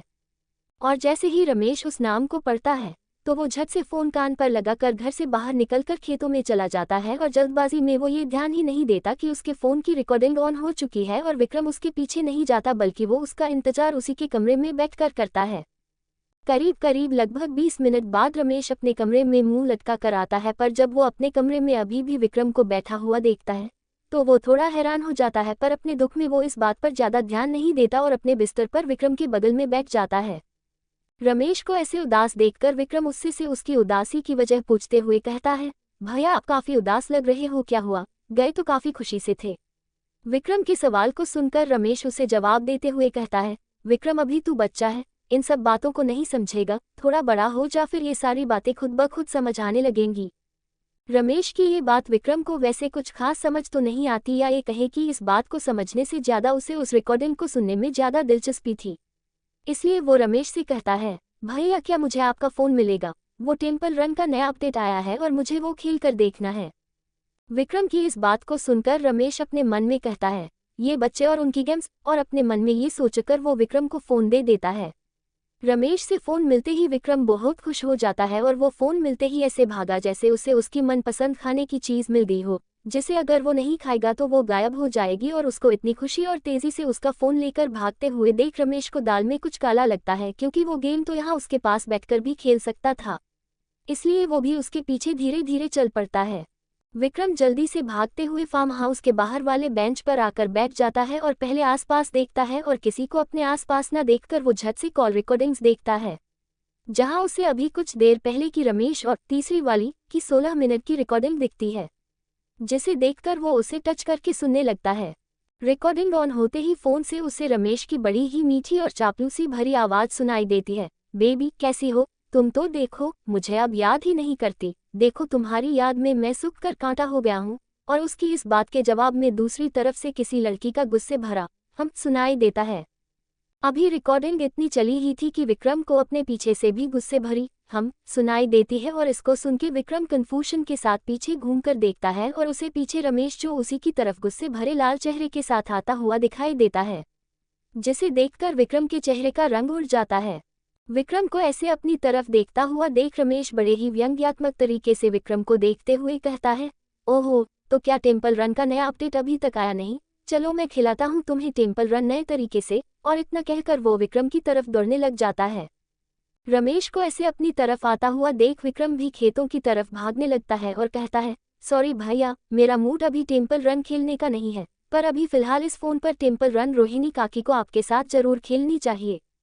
विक्रम के मुंह से अपनी मां के नाम को सुनकर और उसकी बात को समझकर रमेश घबराकर अपनी भागने की स्पीड को बढ़ा देता है और फिर से उससे चिल्लाते हुए कहता है, विक्रम तुम इतनी रात को कहाँ तक भागोगे? अपने भैया को फ़ोन वापस दे दो, अगर तुम मुझे मेरा फ़ोन नहीं दोगे तो मैं ना तुम्हारा फ़ोन नंबर रिटा को दे दूंगा, फिर चित्ते रहना उससे। रमेश की इस रिटा वाली धमकी को सुनकर विक्रम की भागने की रफ्तार कुछ कम हो जाती है। रिटा विक्रम की ही पड़ोसन थी जो उससे 2 साल बड़ी थी, पर बड़ी होने के बावजूद भी वो हमेशा विक्रम से चिपकी हुई रहती थी, जो उससे बाबू सोना वाली हरकतें करके बहुत तंग करती थी। चलो यहाँ तक तो विक्रम फिर किसी तरह बात को संभाले हुए था, पर प्रॉब्लम तो ये थी कि रिटा का उसके भाई से ऐसे हर वक्त बात बात पर मिलना कृति उसकी बहन को नागवारा था, क्योंकि कृति के हिसाब से रिटा की वजह से उसका भाई उसे उसके साथ खेलने का पूरा टाइम नहीं दे पाता था, जिससे दोनों रिटा और कृति में कई बार बिल्लियों वाली लड़ाई हो चुकी है और इस बात से उसके दोस्त भी उसे काफ़ी छेड़ते हैं। अभी विक्रम ने अपनी भागने की स्पीड कम की ही थी कि वो फिर से ये चिल्लाता हुआ तेज भागने लग गया कि आप दे देना मेरा फ़ोन नंबर उसको। शायद आपको ठीक से याद ना हो, पर फ़ोन में एक ब्लॉक कॉन्टैक्ट नाम का फीचर भी होता है, इसलिए आप बस टेम्पल रन खेलने की तैयारी कीजिए। आपको याद है ना आपने मुझे उस दिन कितना तंग किया था? विक्रम की बात को सुनकर रमेश के चेहरे पर शौक साफ साफ देखा जा सकता था, पर वो फिर एक गहरी सांस छोड़ते हुए अपने आप से कहता है, आजकल के बच्चे भी बड़े स्मार्ट हो गए हैं। और इतना सोचकर वो फिर विक्रम के पीछे भागने लगता है, पर कुछ ही देर में उसे विक्रम कहीं भी नजर नहीं आता और वही विक्रम भागते भागते किस्मत से उस वैन के पास पहुंच जाता है जहां रूही कैद थी। फ्लैशबैक खत्म। इस सिचुएशन को साइड करके अभी सबसे जरूरी क्या है? विक्रम उस पर ध्यान देते हुए रूही से उसके पापा का नंबर पूछता है, जिस पर रूही भी अपने पापा का नंबर उसे जल्दी से बता देती है। उस नंबर के मिलते ही विक्रम उस नंबर पर कॉल लगाता है। उस नंबर पर अभी कुछ आधा मिनट ही रिंग गई होगी कि सामने से एक आवाज आने लगती है, आप जिस व्यक्ति को कॉल करना चाहते हैं वो अभी कॉल का जवाब देने में असमर्थ है, कृपा करके कुछ देर इंतजार करें और कुछ देर बाद दोबारा कोशिश करें। इस आवाज को सुनकर रूही फिर से उदास हो जाती है और उसको ऐसे उदास होते हुए देख विक्रम उससे सांत्वना देते हुए कहता है, कोई बात नहीं, मैं फिर से कॉल करता हूँ, पर दोबारा कॉल लगाने पर भी फ़ोन कोई नहीं उठा रहा था और ये देखकर रूही का चेहरा बिल्कुल रोने वाला हो जाता है। इस बात को संभालते हुए विक्रम रूही से उसकी मम्मी का नंबर पूछता है, जिसे रूही विक्रम को बता देती है। पर जब विक्रम रूही के दिए गए नंबर पर कॉल करता है तो एक और कमाल की बात होती है। नंबर के अलग होते हुए भी फ़ोन से उसी लड़की की आवाज़ आती है, जिसमें वो फिर से वही कहती है, आप जिस व्यक्ति को कॉल करना चाहते हैं वो अभी कॉल का जवाब देने में असमर्थ है, कृपा करके कुछ देर इंतजार करें और कुछ देर बाद दोबारा कोशिश करें। और इस बार फिर से ये आवाज़ सुनते ही विक्रम बड़ी ही अजीब शक्ल बनाते हुए उस लड़की से कहता है, अब तुम्हें रोना चाहिए, क्योंकि तुम्हारे घर पर कोई भी इतनी सीरियस बात होने पर भी कोई अनजान कॉल नहीं उठा रहा। मेरा मतलब इतनी कॉमन सेंस तो होनी चाहिए कि बच्ची किडनैप हो चुकी है तो जो कॉल आ रही है वो फिरौती मांगने वालों की भी हो सकती है, पर लगता है उन्हें इतना भरोसा है कि ये नंबर फिरौती वालों का है ही नहीं, कमाल का कॉन्फिडेंस है। पर उसके इस मजाक को ना समझते हुए रूही की आंखों से फिर से वो कीमती आंसू बहने लगते हैं, जिन्हें देखकर विक्रम जल्दी से उसके सर पर हाथ फेरता हुआ उसे शांत करते हुए कहता है, अरे मैं मजाक कर रहा था। अरे ये भी हो सकता है कि तुम्हारे किडनैप होने का पता चलते ही तुम्हारे पेरेंट्स तुम्हें बाहर ढूंढने की जल्दबाजी में फ़ोन घर पर ही भूल गए हो। उसकी इस बात को सुनकर रूही शांत हो जाती है और अपने साथ बैठे लड़के को बड़ी ही उम्मीद के साथ देखने लगती है। रूही को ऐसे अपनी तरफ देखता देख विक्रम बड़े ही कॉन्फिडेंस के साथ रूही को कहता है, तुम बिल्कुल भी चिंता मत करो, मैं तुम्हें तुम्हारी फैमिली तक सही सलामत जरूर पहुंचाऊंगा। और विक्रम की इस बात को सुनकर रूही के चेहरे पर एक स्माइल आ जाती है, जो चांद की चांदनी में बहुत ही प्यारी लग रही होती है। दोबारा से इंट्रोडक्शन। ये जिस प्यारी और क्यूट लड़की के बारे में आप पढ़ें ना, इसका नाम है रूही अरोड़ा। ये अरोड़ा खानदान की एक लौती बेटी है और इसका एक छोटा भाई भी है, जिसका नाम राहुल अरोड़ा है। अरोड़ा फैमिली को इंडिया में कौन नहीं जानता। ये इंडिया की एक जानी मानी फैमिली है और इनका बिजनेस सिर्फ इंडिया ही नहीं बल्कि पूरे एशिया में फैला हुआ है। इनके खुद के restaurants chains, hotel chains, construction का बिजनेस, एंटरटेनमेंट इंडस्ट्री में पकड़, खुद की न्यूज़ कंपनी आदि के बिजनेसेस हैं और ये सारे बिजनेसेस अरोड़ा फैमिली अपनी जीवन नाम की कंपनी के अंदर मैनेज करती है और इस कंपनी का नाम पूरे विश्व में बहुत प्रसिद्ध है। आज सिटीएम के बाहर एक आलिशान रिसोर्ट में अरोड़ा फैमिली की एकलौती बेटी का जन्मदिन मनाया जा रहा था, जिसमें कई बड़े बड़े ओहदे वाले लोग, सेलिब्रिटीज भी आए हुए थे। पर इसी पार्टी में रूही को उसी के कमरे जहां वो तैयार होकर बैठी हुई थी, उसे किसी ने बेहोश करके किडनैप कर लिया था। और जब काफी देर बाद भी रूही अपने कमरे से बाहर नहीं निकलती तो उसकी मां यानी रजनी अरोड़ा उसके कमरे में उसे बुलाने आती है, तो उसे पूरे कमरे में न देखकर वो घबराते हुए ये बात अर्जुन अरोड़ा यानी रूही के पापा को बता देती है। अपनी पत्नी को ऐसे घबराया हुआ देख और उनकी बातों को सुनकर अर्जुन अरोड़ा भी टेंशन में आ जाते हैं और जल्दी से जाकर रिसोर्ट के सिक्योरिटी रूम में जाकर अपनी बेटी के कमरे के बाहर के सिक्योरिटी कैमरा को चेक करते हैं। और कुछ देर अच्छी तरह चेक करवाने के बाद उन्हें पता चलता है कि दो औरतों को उनकी बेटी के कमरे की ओर खाली हाथ बढ़ती हैं,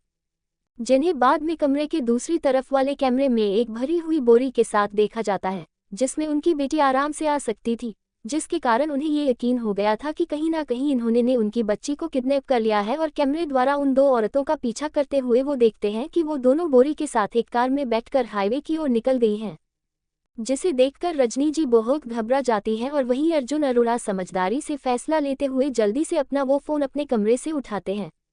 जिसका नंबर रूही को नहीं पता था, और उसको उठाकर रिसोर्ट में ही सुरक्षा के लिए आई हुई पुलिस के साथ वो अपने असिस्टेंट राकेश गुप्ता के साथ अभी उस कार के पीछे निकल ही रहे होते हैं कि उनकी पत्नी रजनी अरोड़ा भी उनके साथ आने लगती है। और जैसा विक्रम ने अनुमान लगाया था वैसे ही अर्जुन जी के साथ आने की जल्दबाजी के चक्कर में वो भी अपना फ़ोन लेना भूल जाती हैं, जिसका नंबर रूही को याद था।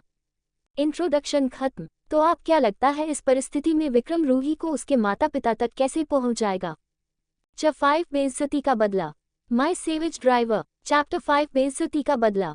रूही को चुप करवाने के बाद विक्रम ये सोचने लगता है कि वो रूही के पेरेंट्स को आखिर कांटेक्ट करे तो करे कैसे। और उसको ऐसे सोचते हुए देख रूही को वो उस चांदनी रात में काफी हैंडसम लग रहा होता है, बिल्कुल उसके सपनों के प्रिंस चार्मिंग की तरह। कुछ देर सोचने के बाद विक्रम अपने साथ बैठी हुई लड़की यानी रूही से पूछता है, वैसे अगर तुम मुझे बता दोगी कि तुम्हारे पापा काम क्या करते हैं, मतलब किस जगह काम करते हैं, तो मेरा उनको कांटेक्ट करना काफी आसान हो जाएगा। और उसकी इस बात को सुनकर रूही उसे अपने पापा की कंपनी जीवंत का नाम बताते हुए कहती है, मेरे पापा का नाम अर्जुन अरोड़ा है और वो जीवंत कंपनी के मालिक हैं। और अपने पापा के बारे में बताते हुए उसके चेहरे पर एक अलग ही चमक आ जाती है।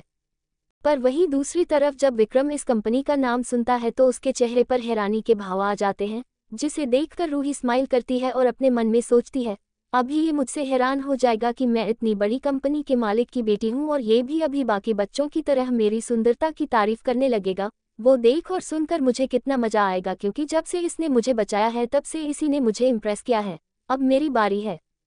वहीं तभी विक्रम उसी हैरानी के साथ रूही के अरमानों पर पानी फेरते हुए कहता है, ये कौन सी कंपनी है, मुझे नहीं पता।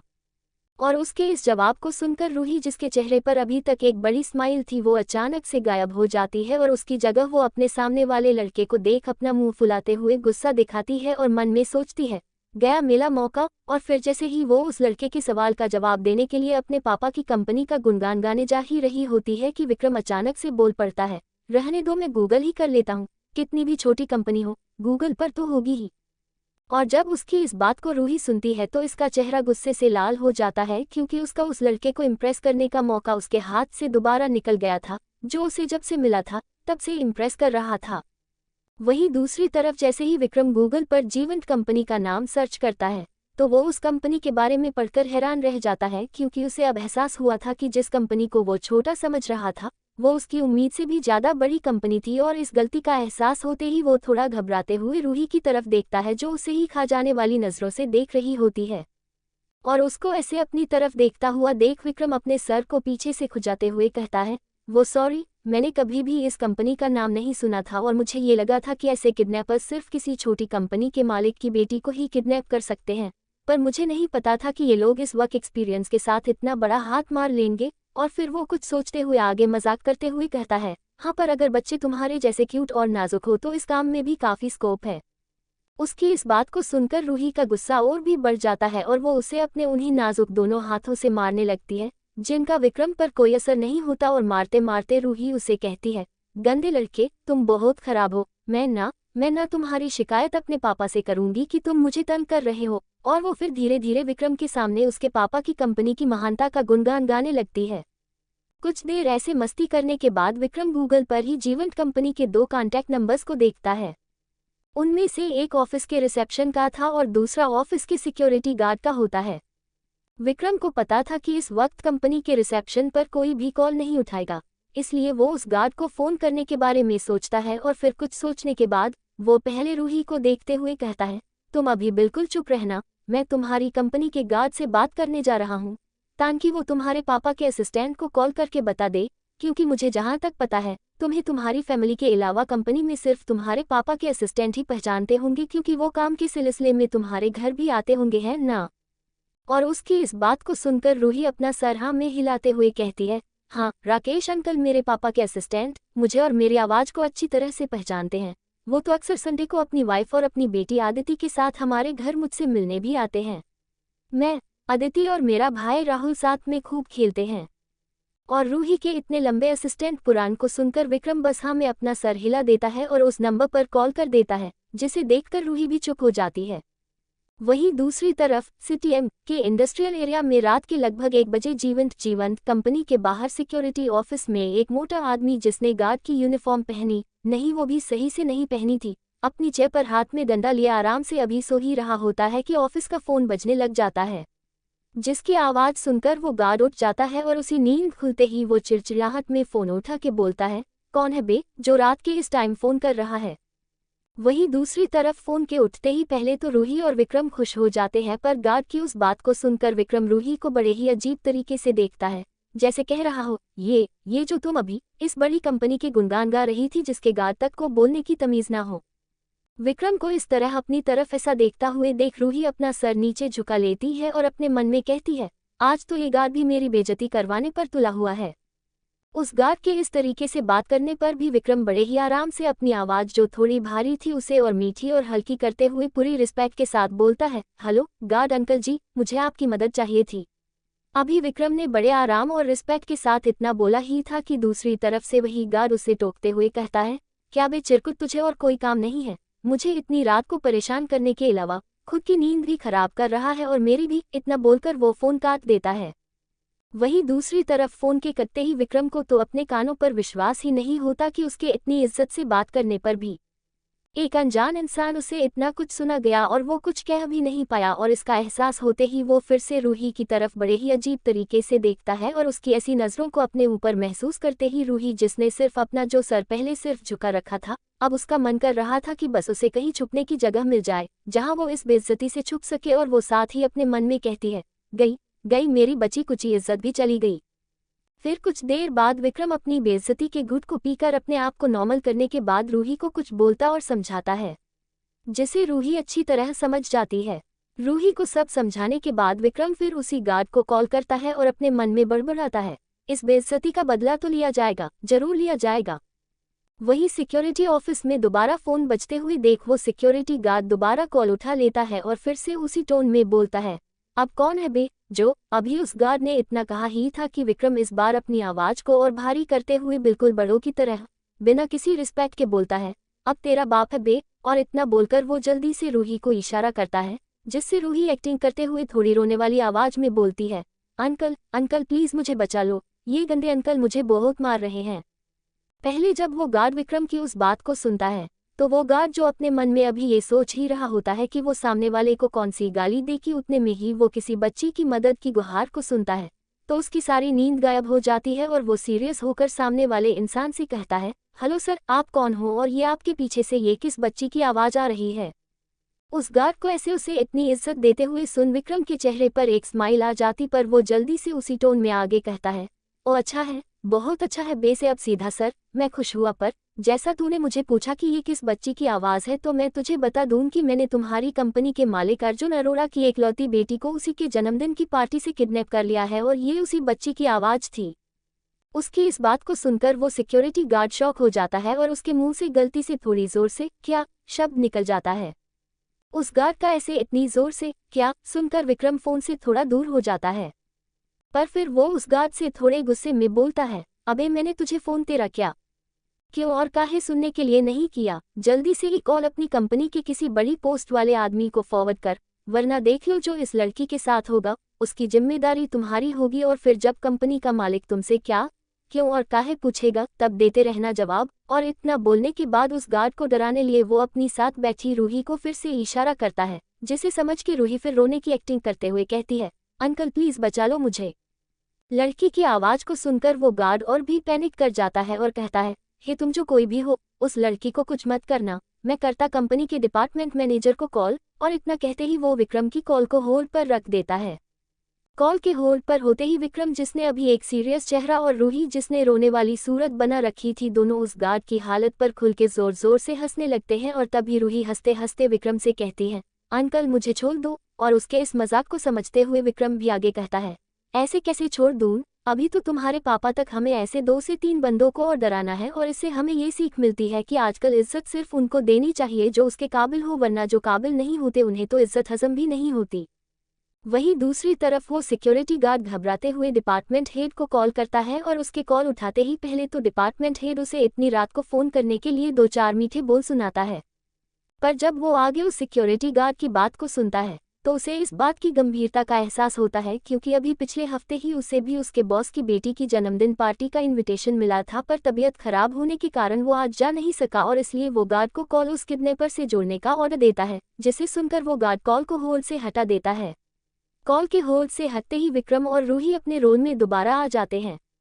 तीनों कॉल्स के ज्वाइन होते ही वो मैनेजर विक्रम से कहता है, हेलो तुम जो कोई भी हो, तुम्हें नहीं पता है कि तुमने सर की बेटी को अगवा करके कितनी बड़ी गलती कर दी है? अभी उसने इतना कहा ही था कि विक्रम उसे बीच में ही टोकते हुए कहता है, अबे ये वाली लाइन मैं बहुत बार सुन चुका हूँ, और अगर मुझे इस लाइन से डर लगता तो आज ये बच्ची मेरे पास नहीं होती। और अगर तूने अभी क्या नाम था, हाँ राकेश, इसके पापा के असिस्टेंट को कॉल फॉरवर्ड नहीं की तो इस बच्ची के साथ जो भी होगा उसकी जिम्मेदारी तुम लोगों की होगी। और इतना बोलकर विक्रम इस डराने वाली सिचुएशन को और भी रियल बनाने के लिए वो रूही को फिर से इशारा करता है, जिस पर रूही फिर से रोने की एक्टिंग करते हुए कहती है, अंकल मुझे प्लीज बचा लो, इन गंदे अंकल ने मुझे अभी तक एक घुट पानी भी नहीं दिया है। और जिस पर विक्रम स्माइल करते हुए गुस्से से रूही को बोलता है, चुप हो जाओ वरना। अभी विक्रम ने इतना ही कहा था कि वो डिपार्टमेंट हेड बोल पड़ता है, तुम प्लीज उस बच्ची को कुछ मत करना, मैं लगाता हूँ उनकी असिस्टेंट राकेश गुप्ता को कॉल। और इतना बोलकर वो राकेश गुप्ता के पास कॉल को फॉरवर्ड कर देता है। तो आपको क्या लगता है, क्या विक्रम रूही की बात उसके पापा से करवा पाएगा या हो जाएगी कोई गड़बड़।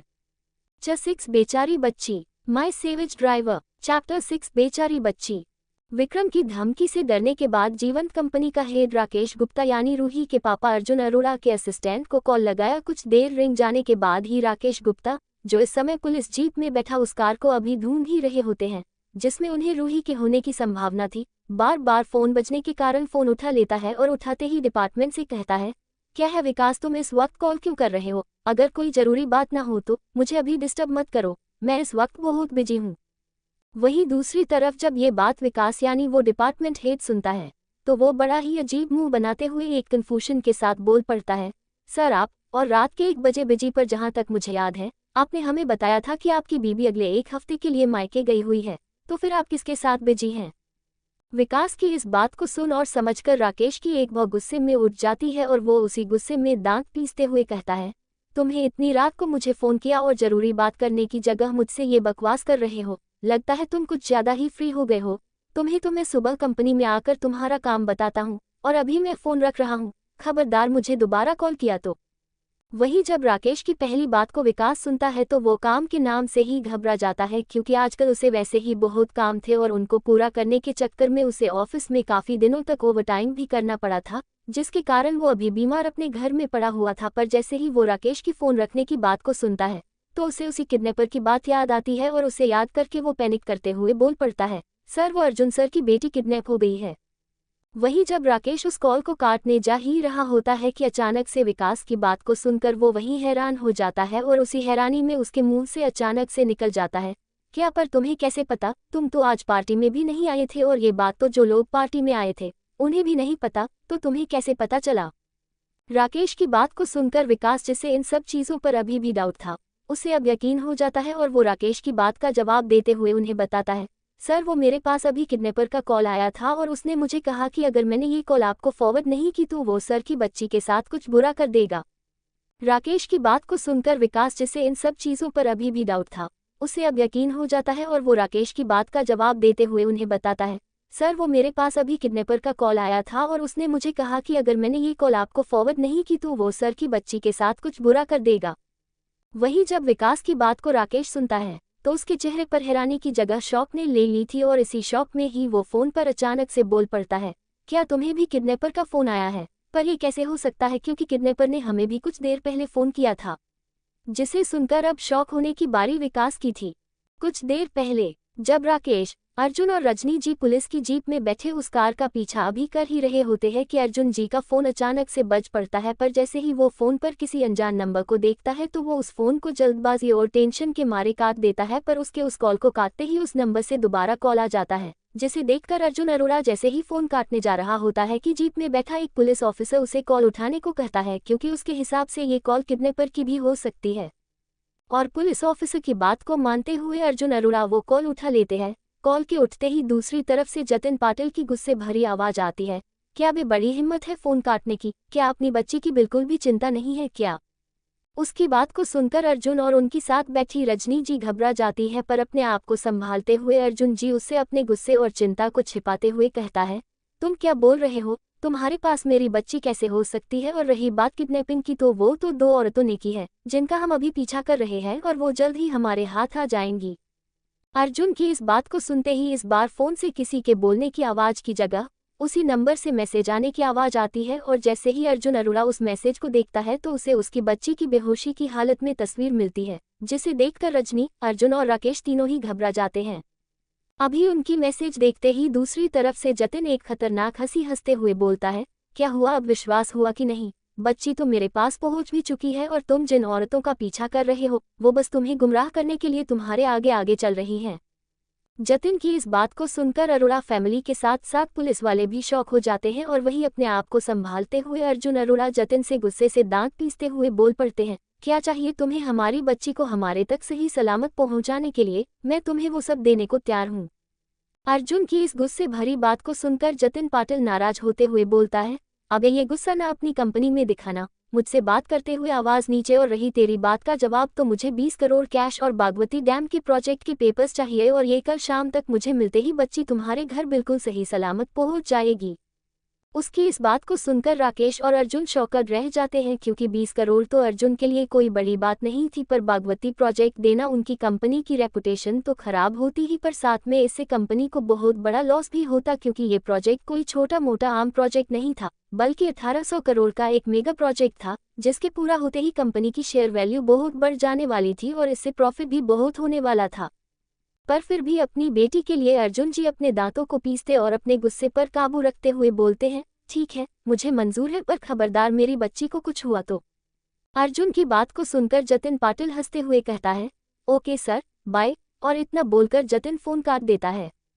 और अगर आप सोच रहे होंगे कि अगर रूही विक्रम के पास सही सलामत है तो जतिन ने कौन सी फोटो अर्जुन को भेजी है, तो मैं आपको बता दूं कि उन औरतों की टीम ने रूही को उस वैन में डालने से पहले उसकी कुछ फोटो खींचकर जतिन को भेज दी थी, जो उसने अभी अर्जुन को भेजी। जतिन के फोन काटते ही अर्जुन जीप में बैठे पुलिस ऑफिसर से पूछता है, अब क्या करना है। अर्जुन के पूछे गए सवाल को सुनकर वहीं पास में बैठा हुआ पुलिस ऑफिसर जवाब देता है, सर आपको इस किडनैपर की मांगों को पूरा करने की कोशिश करनी चाहिए, क्योंकि बात एक 10 साल की नाजुक बच्ची की है, जिसमें हम कोई रिस्क नहीं ले सकते, और अभी तब तक हम इन औरतों की कार का पीछा करते हैं, शायद इनको पकड़कर हमें कोई सुराग हाथ लग जाए। और ये बात सुनने के बाद अर्जुन बस अपना सर हमें हिलाकर किसी को फोन करने लगता है। प्रेजेंट टाइम, विकास को ये बताने के बाद कि उन्हें भी किडनैपर का कॉल आ चुका है।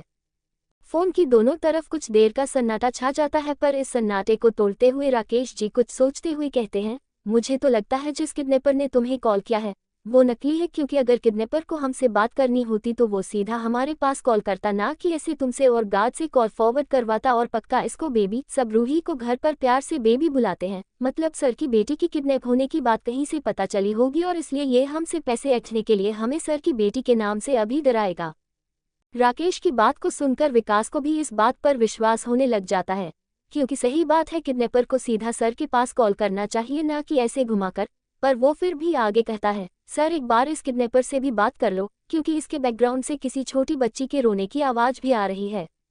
विकास की इस बात को सुनकर राकेश अपने मन में बड़बड़ाता है, आजकल लोगों को किडनैपिंग मजाक लगता है, मैं अभी बताता हूँ इसको। और इतना बड़बड़ाने के बाद राकेश विकास को कॉल कनेक्ट करने को बोलता है, जिसे सुनकर विकास राकेश और विक्रम की कॉल को कनेक्ट कर देता है। वहीं इतनी देर इंतजार करने के बाद कॉल को कनेक्ट होता देखकर विक्रम और रूही अपने अपने रोल में दोबारा आ जाते हैं। ऐसा विक्रम ने ही रूही को करने को कहा था, क्योंकि इससे सभी बड़े लोग इस बात को सीरियसली लेंगे और जल्दी जल्दी फैसला लेकर तुम्हें जल्दी लेने आएंगे, वरना रूही तो सीधा सीधा अपने राकेश अंकल को सब कुछ बताने वाली थी, जिसे देखकर विक्रम ने उसे बड़ी मुश्किल से समझाया था। कॉल के कनेक्ट होते ही विक्रम अपने उसी रोबदार आवाज में बोलता है, क्या बे इतना टाइम लगता है, कॉल फॉरवर्ड करने में बच्ची की कोई चिंता है कि नहीं। विक्रम की इस बात को सुनकर राकेश गुस्से में हंसने लगता है और अपने मन में सोचता है, अब अरे गहरे लोग भी मुझसे ऐसे बात करने की हिम्मत करने लग गए हैं, मैं अभी इसको बताता हूँ। और इतना सोचकर वो विक्रम से भी वैसे ही बोलता है, नहीं है चिंता बे, जो करना है कर ले तू। वहीं दूसरी तरफ विक्रम राकेश को बोलने के बाद राकेश का उससे डरने का इंतजार करते हुए स्माइल दे रहा था, पर आगे से राकेश की बात को सुनकर विक्रम और रूही को अपने कानों पर बिल्कुल भी विश्वास नहीं होता कि उन्होंने ये क्या सुन लिया है, और बेचारे दोनों के मुंह भी हल्के हल्के खुल जाते हैं और दोनों इस वक्त एक दूसरे का मुंह देख रहे होते हैं। राकेश की बात को सुनकर विक्रम फोन म्यूट करते हुए रूही से मजाक करते हुए कहता है, अरे तुम्हारे राकेश अंकल को तुम्हारी कोई चिंता ही नहीं है, मैं तो कहता हूँ तुम यही कोई काम ढूंढकर अपना गुजारा करना शुरू कर दो। वहीं विक्रम के मजाक को सुनते ही पहले तो रूही को काफी दुख होता, क्योंकि अभी थोड़ी देर पहले ही उसने अपने राकेश अंकल की कितनी तारीफ की थी, इसलिए वो भी उस मजाक को आगे बढ़ाते हुए दुखी मन से विक्रम से कहती है, चाह मैं झाड़ू पोछा खाना बनाना सब कर लेती हूँ, आप बच मुझे काम पर रख लीजिए, मुझे नहीं जाना उनके पास दो बाला। रूही के इस तरह से जवाब को सुनकर विक्रम के मुंह से हंसी निकल जाती है और वो अपने मन में सोचता है, लोग सही कहते हैं छोटी लड़कियों को ज्यादा सीरियल नहीं देखने देने चाहिए। इतना सोचकर विक्रम रूही के सर पर हाथ फेरते हुए उस पर तरस खाते हुए कहता है, कितना दुख है इस प्यारी बच्ची की जिंदगी में। वहीं दूसरी तरफ से विक्रम को ना बोलता हुआ देख राकेश आगे कहता है, क्या हुआ अब बोलती बंद हो गई, मुझे पता है तुम नकली किडनैपर हो जो सिर्फ हमें बुद्धू बना रहे, हम तुम्हारी बातों से कुछ देर पहले डर जाते अगर हमें थोड़ी देर पहले असली किडनैपर का फोन नहीं आता तो। राकेश की बात को सुनकर जो रूही अभी तक उदास थी वो इस बात को समझ जाती है और उसकी आंखों में दोबारा चमक आ जाती है क्योंकि वो समझ जाती है कि उसके राकेश अंकल उसकी चिंता अभी भी करते हैं। दूसरी तरफ ये बात विक्रम भी समझ जाता है, पर अपने लिए ऐसे नकली शब्द का इस्तेमाल होते देख वो गुस्से से फोन के म्यूट के ऑप्शन को ऑफ करता है और कहता है, ओह तो मैं तुम्हें नकली लगता हूँ, तो सुनो इसको। और इतना बोलकर वो रूही को इशारा करता है, जिसे समझकर रूही अपनी रोने वाली आवाज में सुबकते हुए राकेश से बोलती है, राकेश अंकल मुझे यहाँ इस गंदे अंकल के पास से ले जाओ, मुझे आपके और मम्मी पापा के पास आना है। वही रूही की आवाज को पहचानते हुए राकेश अपनी सीट पर उछल पड़ता है और थोड़ी जोर से चिल्लाते हुए कहता है, बेबी तुम बिल्कुल भी चिंता मत करो, तुम्हारे राकेश अंकल तुम्हें अभी लेने आते हैं। वही राकेश को ऐसे उछलता और उनकी बेटी के बारे में बात करते हुए देख अर्जुन और रजनी जी हैरान हो जाते हैं और राकेश से एक साथ पूछते हैं, राकेश भाई साहब क्या हुआ बेबी को? चैप्टर 7 क्या भूल गए? My savage driver. चैप्टर 7 क्या भूल गए? अपनी बेटी के नाम को सुनकर अर्जुन जी और रजनी जी राकेश से इशारों में पूछते हैं, कौन है जिससे बात करते समय तुम्हें हमारी बच्ची का जिक्र करना पड़ा? वहीं दूसरी तरफ राकेश के इतने जोर से चिल्लाने की वजह से विक्रम अपने आप को फोन से दूर कर लेता है और राकेश की बात में बेबी को सुनकर विक्रम हैरान हो जाता है और अपनी जिज्ञासा को शांत करने के लिए वो फोन को जल्दी से म्यूट करके रूही की तरफ शक भरे लहजे में देखते हुए कहता है, बेबी सीरियसली बेबी ये तुम्हारा नाम है? उद्धरण चिन्ह। विक्रम के सवाल का जवाब देते हुए रूही उससे कहती है, अले वो तो मुझे घर पर लोग प्यार से बेबी बुलाते हैं क्योंकि मैं बेबी जैसी क्यूट हूं ना। और आखिरी लाइन बोलते हुए रूही झूले पर बैठे बैठे ही अपना सीना गर्व से चौड़ा कर लेती है और उसकी इस क्यूट हरकत को देखते हुए विक्रम उसे छेड़ते हुए कहता है, ओहो बेबी कैसी हो? मेरी बेबी ने आज दूध पिया ना कि नहीं? और इतना बोलकर विक्रम हंसने लग जाता है। विक्रम के मुंह से अपने लिए बेबी शब्द सुनकर पहले तो रूही बहुत शर्मा जाती है क्योंकि उसके उम्र के लड़के और लड़कियां हमेशा उसे उसके नाम से ही बुलाते थे। आज पहली बार किसी हम उम्र लड़के ने उसे ऐसे बुलाया था, पर बाद में विक्रम का पूरा मजाक सुनने के बाद वो विक्रम को अपने उन्हीं नन्हे हाथों से मारने लगती है और कहती है, गंदे लड़के तुम्हें तो बस मेरा मजाक उड़ाने का मौका चाहिए, तुम बस मेरे पापा को आने दो, देखना तुम्हारी कैसे शिकायत लगाकर डांट पड़वाती हूँ। और उसकी इस मार और बातों को सुनकर विक्रम और भी खिलखिलाकर हंस पड़ता है। सच में ये सीन बहुत ही ज्यादा खूबसूरत लग रहा होता है। आप खुद इमेजिन करिए पूर्णिमा की रात, साफ आसमान, एक खूबसूरत फूलों का पेड़ जिस पर लटकता हुआ बेलों का झूला और झूले पर बैठे दो क्यूट बच्चे, जिसमें एक छोटी प्यारी सी बच्ची जो अपने साथ बैठे एक उसी के उम्र के हैंडसम बच्चे को गुस्से से डांट रही हो और लड़का खिलखिलाकर हंस रहा हो और इन दोनों पर पड़ रही खूबसूरत चांद की चांदनी। है ना तकदीर, मेरा मतलब मेरा करिश्मा। वहीं कॉल की दूसरी तरफ राकेश अपने ऊपर अर्जुन जी और रजनी जी की सवालिया नजरों को महसूस करके अपना फोन भी म्यूट कर देता है और उनको सारी बात शुरू से अंत तक बता देता है। उसकी बात को सुनकर जीप में बैठे सभी लोग हैरान हो जाते हैं। तभी अर्जुन जी बोल पड़ते हैं, ऐसे कैसे हो सकता है कि हमारी बेबी इसके पास है, क्योंकि उस किडनैपर के पास भी हमारी बेटी है, उसने तो हमें फोटो तक भेजी है, मुझे तो कुछ समझ नहीं आ रहा। इतना बोलकर वो अपना सर पकड़ लेते हैं। वहीं दूसरी तरफ ये सारी बातें सुनकर रजनी अरोड़ा भी परेशान हो जाती है, पर अपनी बेटी की चिंता करते हुए वो अर्जुन जी के कंधे पर हाथ रखती है और उनसे कहती है, आप ज्यादा टेंशन मत लीजिए, हमारी बेटी को कुछ नहीं होगा, फिलहाल के लिए हम इस किडनैपर की भी पूरी बात सुन लेते हैं। अपनी पत्नी की बात को सुनकर अर्जुन अपनी गर्दन हाँ में हिलाते हैं और खुद को शांत करते हुए राकेश को फोन स्पीकर पर रख के आगे बात करने को कहता है। अर्जुन की बात को सुनकर राकेश अपना सर हाँ में हिलाता है और पहले फोन को म्यूट से हटाता है और फिर स्पीकर पर लगाते हुए कहता है, हेलो तुम जो कोई भी हो, बेबी को नुकसान मत पहुंचाना, हम तुम्हारी सारी मांगे पूरी करने को तैयार हैं। अचानक से फोन से आवाज आता हुआ सुन रूही विक्रम को मारना बंद करती है और विक्रम भी अपनी हंसी को रोकता हुआ अपनी एक्टिंग को जारी रखते हुए फोन के म्यूट को हटाकर बोलता है, क्या अपनी बेबी की असली आवाज को सुनकर अब मुझे असली मान लिया? अच्छा है, बहुत अच्छा है, मैं खुश हुआ। और जैसा तुमने मेरी मांगों के बारे में पूछा ही है, तो जल्दी से ये कॉल अपने बॉस यानी लड़की के पिता को फॉरवर्ड करो, क्योंकि तुम मेरी मांगों को कभी सपनों में भी पूरा नहीं कर सकते। विक्रम की इस बात को सुनकर राकेश जी अर्जुन जी की तरफ देखते हैं। वहीं विक्रम की बात को सुनकर और राकेश को अपनी तरफ देखते हुए देख अर्जुन अरोड़ा एक गहरी सांस छोड़ते हैं और फोन राकेश के हाथों से ले लेते हैं और अपनी उसी रोबिली और चिंता भरी आवाज में बोल पड़ते हैं, हाँ बोलिए सर, आपको मुझसे क्या चाहिए मेरी बच्ची मुझे लौटाने के लिए?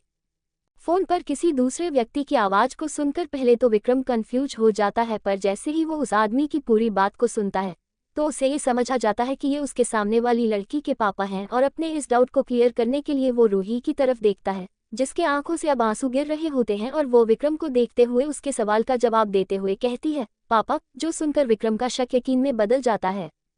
वहीं कॉल की दूसरी तरफ जैसे ही अर्जुन जी और रजनी जी अपनी बेटी की आवाज को सुनते हैं तो उन्हें इस आवाज को पहचानने में बिल्कुल भी टाइम नहीं लगता और रजनी जी तो फोन को हाथों में लेकर रोते हुए बोल पड़ती हैं, बच्चा तुम ठीक तो हो ना, तुम बिल्कुल भी चिंता मत करो और उस गंदे अंकल से तो बिल्कुल भी मत डरना, तुम जल्द ही मेरे और अपने पापा के पास होगी। वहीं फोन से अपनी मम्मी की आवाज को सुनकर रूही और भी रोते हुए बोलती है, मम्मा, और अपनी बेटी के मुंह से रोना और मम्मा शब्द सुनकर रजनी जी भी उसे रोते हुए और मनाने लग जाती हैं। ये सब देखकर राकेश जी और अर्जुन जी, जो बाहर वाली दुनिया के लिए बहुत ही कठोर इंसान हैं, उनकी आंखों में भी आंसू आ जाते हैं। वहीं दूसरी तरफ फोन से किसी औरत की आवाज को आता हुआ सुन पहले तो विक्रम कंफ्यूज हो जाता है, पर उस औरत की पूरी बात को सुन के विक्रम को जल्द ही समझ आ जाता है कि ये कौन है। पर बात को पूरा सुनते ही विक्रम की एक भौं गुस्से से उठ जाती है, क्योंकि अभी तक रूही के मुंह से गंदा लड़का शब्द सुनने तक तो ठीक था, पर उसकी माँ भी बिना पूरी बात को जाने उसे गंदा बोल रही थी, जो विक्रम के सब्र के पार था। इसलिए वो दोनों माँ बेटी के मेल मिलाप को तोड़ते हुए गुस्से से अपने किरदार में आते हुए बोल पड़ता है, ये क्या रोना गाना लगा रहा है, अगर यही सब करना है तो मैं फ़ोन काट देता हूँ और फिर ढूंढते रहना मेरा नंबर, क्योंकि मैंने वैसे भी ये कॉल काफ़ी लोगों से फॉरवर्ड करवाई है और जिस गार्ड के पास मेरा नंबर होना चाहिए उसके पास से भी मेरा नंबर जल्दी नहीं निकलेगा, क्योंकि मैंने कॉल ही लैंडलाइन नंबर पर किया था। विक्रम की इस धमकी को सुन दूसरी तरफ से बिल्कुल सन्नाटा हो जाता है और कुछ पल बाद अर्जुन जी समझदारी दिखाते हुए बोलते हैं, सर आप बताएं, आपको कितने पैसे चाहिए मेरी बेटी के बदले, मैं आपकी सारी मांगों को पूरा करने को तैयार हूँ। कॉल पर कुछ देर के सन्नाटे के बाद जब विक्रम दूसरी तरफ से एक सभ्य और समझदार आदमी की बात को सुनता है तो वो भी आगे से रिस्पेक्ट देते हुए बोलता है, आप समझदार आदमी लगते हैं, मुझे समझदार आदमी काफ़ी पसंद हैं, तो मेरी पहली मांग सुनने से पहले मैं चाहता हूं कि आप मुझे किसी दूसरे मोबाइल का नंबर दीजिए जो आपके आसपास अभी हो, क्योंकि मैं नहीं चाहता कि हमारे बीच में होने वाली आगे की डील को कोई एरागेरा गार्ड और एरागेरा डिपार्टमेंट हेड सुने। विक्रम की इस बेइज्जती को अभी तक सब चुपचाप सुनने वाले सिक्योरिटी गार्ड और डिपार्टमेंट हेड भी सुन लेते हैं और ये सुनकर दोनों के ही मुंह बन जाते हैं। वहीं विक्रम की बात की सीरियसनेस को समझते हुए अर्जुन जी उसे नंबर देते हुए बोलते हैं, ये मेरा नंबर है, आप इसी नंबर पर कॉल करके अपनी मांगे रख सकते हैं। वहीं दूसरी तरफ विक्रम उस नंबर को फोन में ही टाइप करके उसे मालदार पार्टी के नाम से सेव कर लेता है, पर वहीं अर्जुन की आखिरी बोली हुई लाइन उसके मन में खटकने लगती है और इसी उलझन में वो फोन काट देता है। वहीं फोन काटने के बाद विक्रम अभी सेव किए गए नंबर मालदार पार्टी को कॉल लगाने जा ही रहा होता है कि उसे अपने ऊपर किसी की निगाहें महसूस होती है और ये महसूस होते ही वो फोन से अपना ध्यान हटाकर रूही की तरफ देखता है, जो उसे ही बड़े अजीब तरीके से घूर रही थी, जिसे देखकर विक्रम कहता है, अब मैंने क्या किया जो तुम्हें मुझे ऐसे घूरना पड़ रहा है। विक्रम का सवाल सुनकर रूही उसे उसी अजीब तरीके से घूरते हुए कहती है, हम मालदार पार्टी। अपनी चोरी के पकड़े जाने पर विक्रम झेप जाता है और अपने सर को खुजाते हुए कहता है, ओह तुमने पढ़ लिया, ही मैं भी क्या करूं, मन की बात गलती से टाइप हो गई।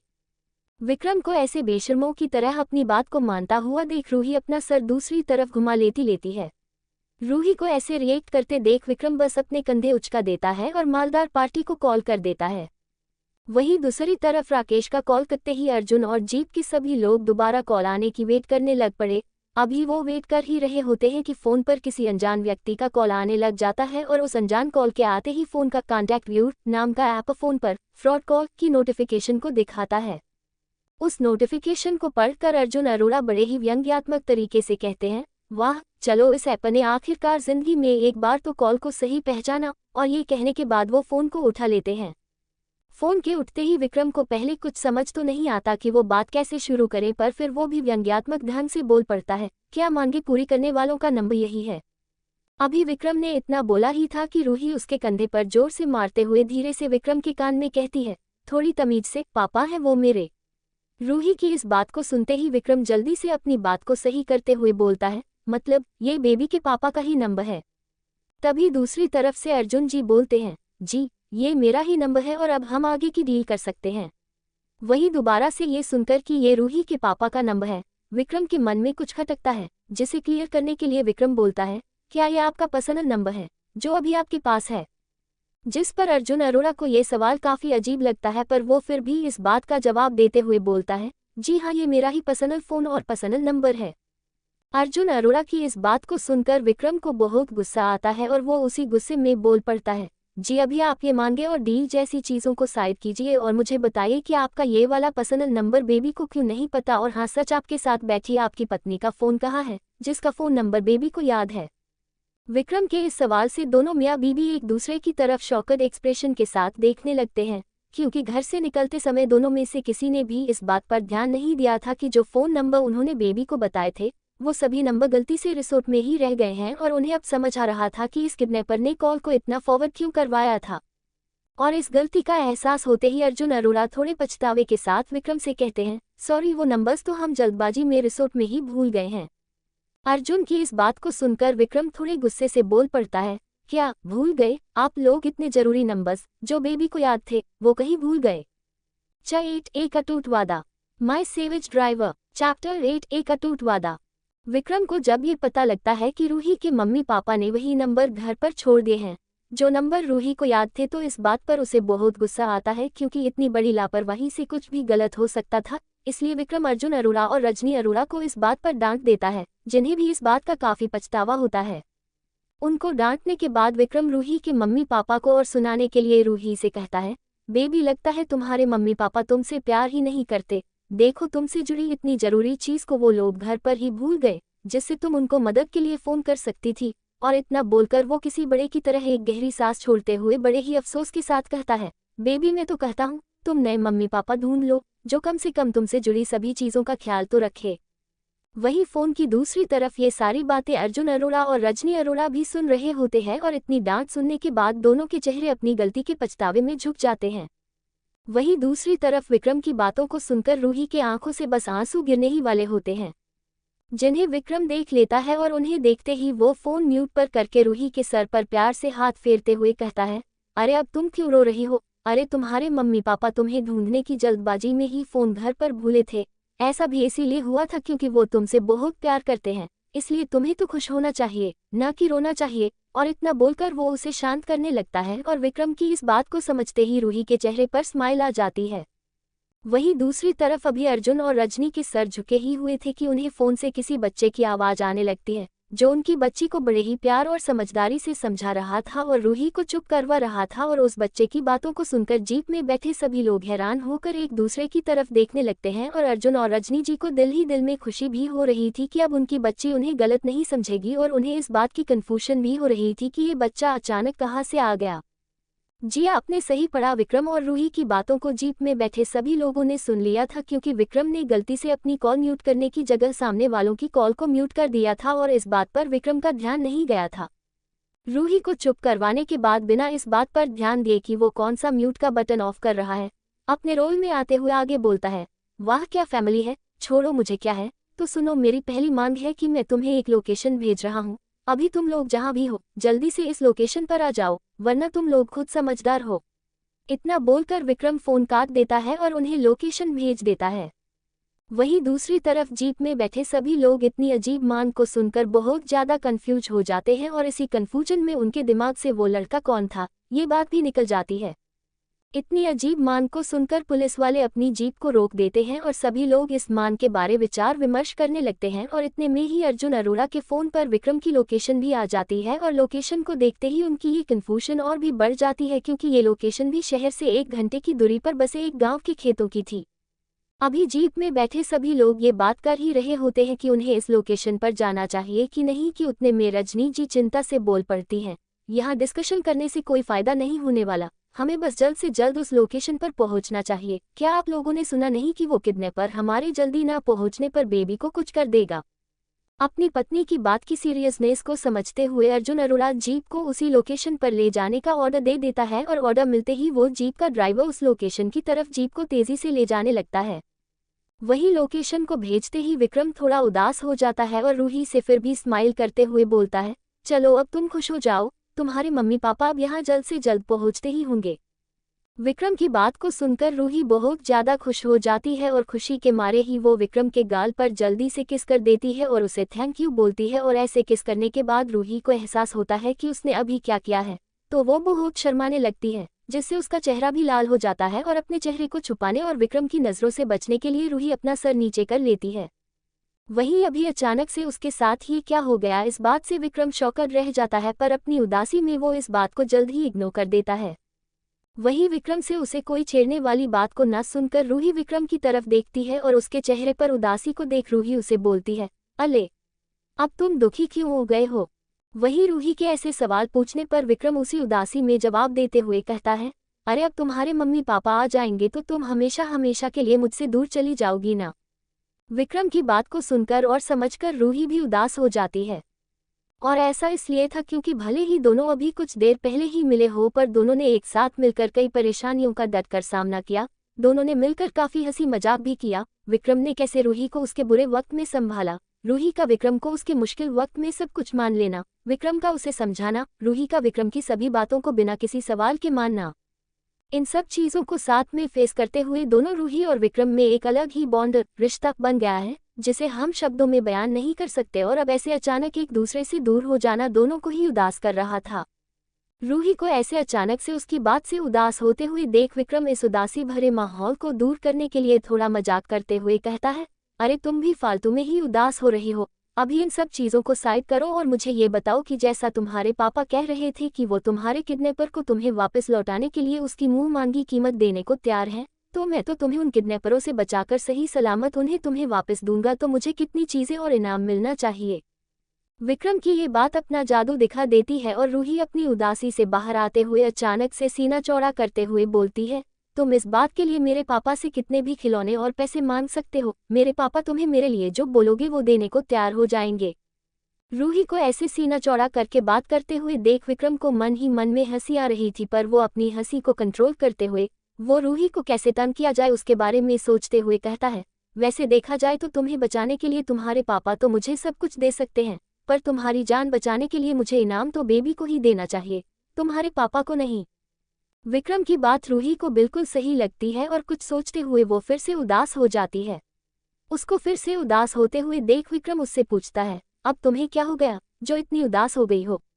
उद्धरण चिन्ह। विक्रम की बात को सुनते ही रूही उसी उदासी में जवाब देते हुए कहती है, पर मैं तुम्हें कुछ नहीं दे सकती, मेरे पास तो कुछ भी ऐसा कीमती नहीं है जिसे मैं तुम्हें अपनी जान बचाने के लिए दे सकती हूँ। रूही की बात को सुन और समझ कर विक्रम कुछ सोचता है, जिससे उसके चेहरे पर स्माइल आ जाती है और इसी स्माइल के साथ वो रूही से बोलता है, अरे तुम्हारे पास है तो ऐसी कीमती चीज जो तुम्हारे पापा और मम्मी के नजरिए में तो सबसे कीमती है।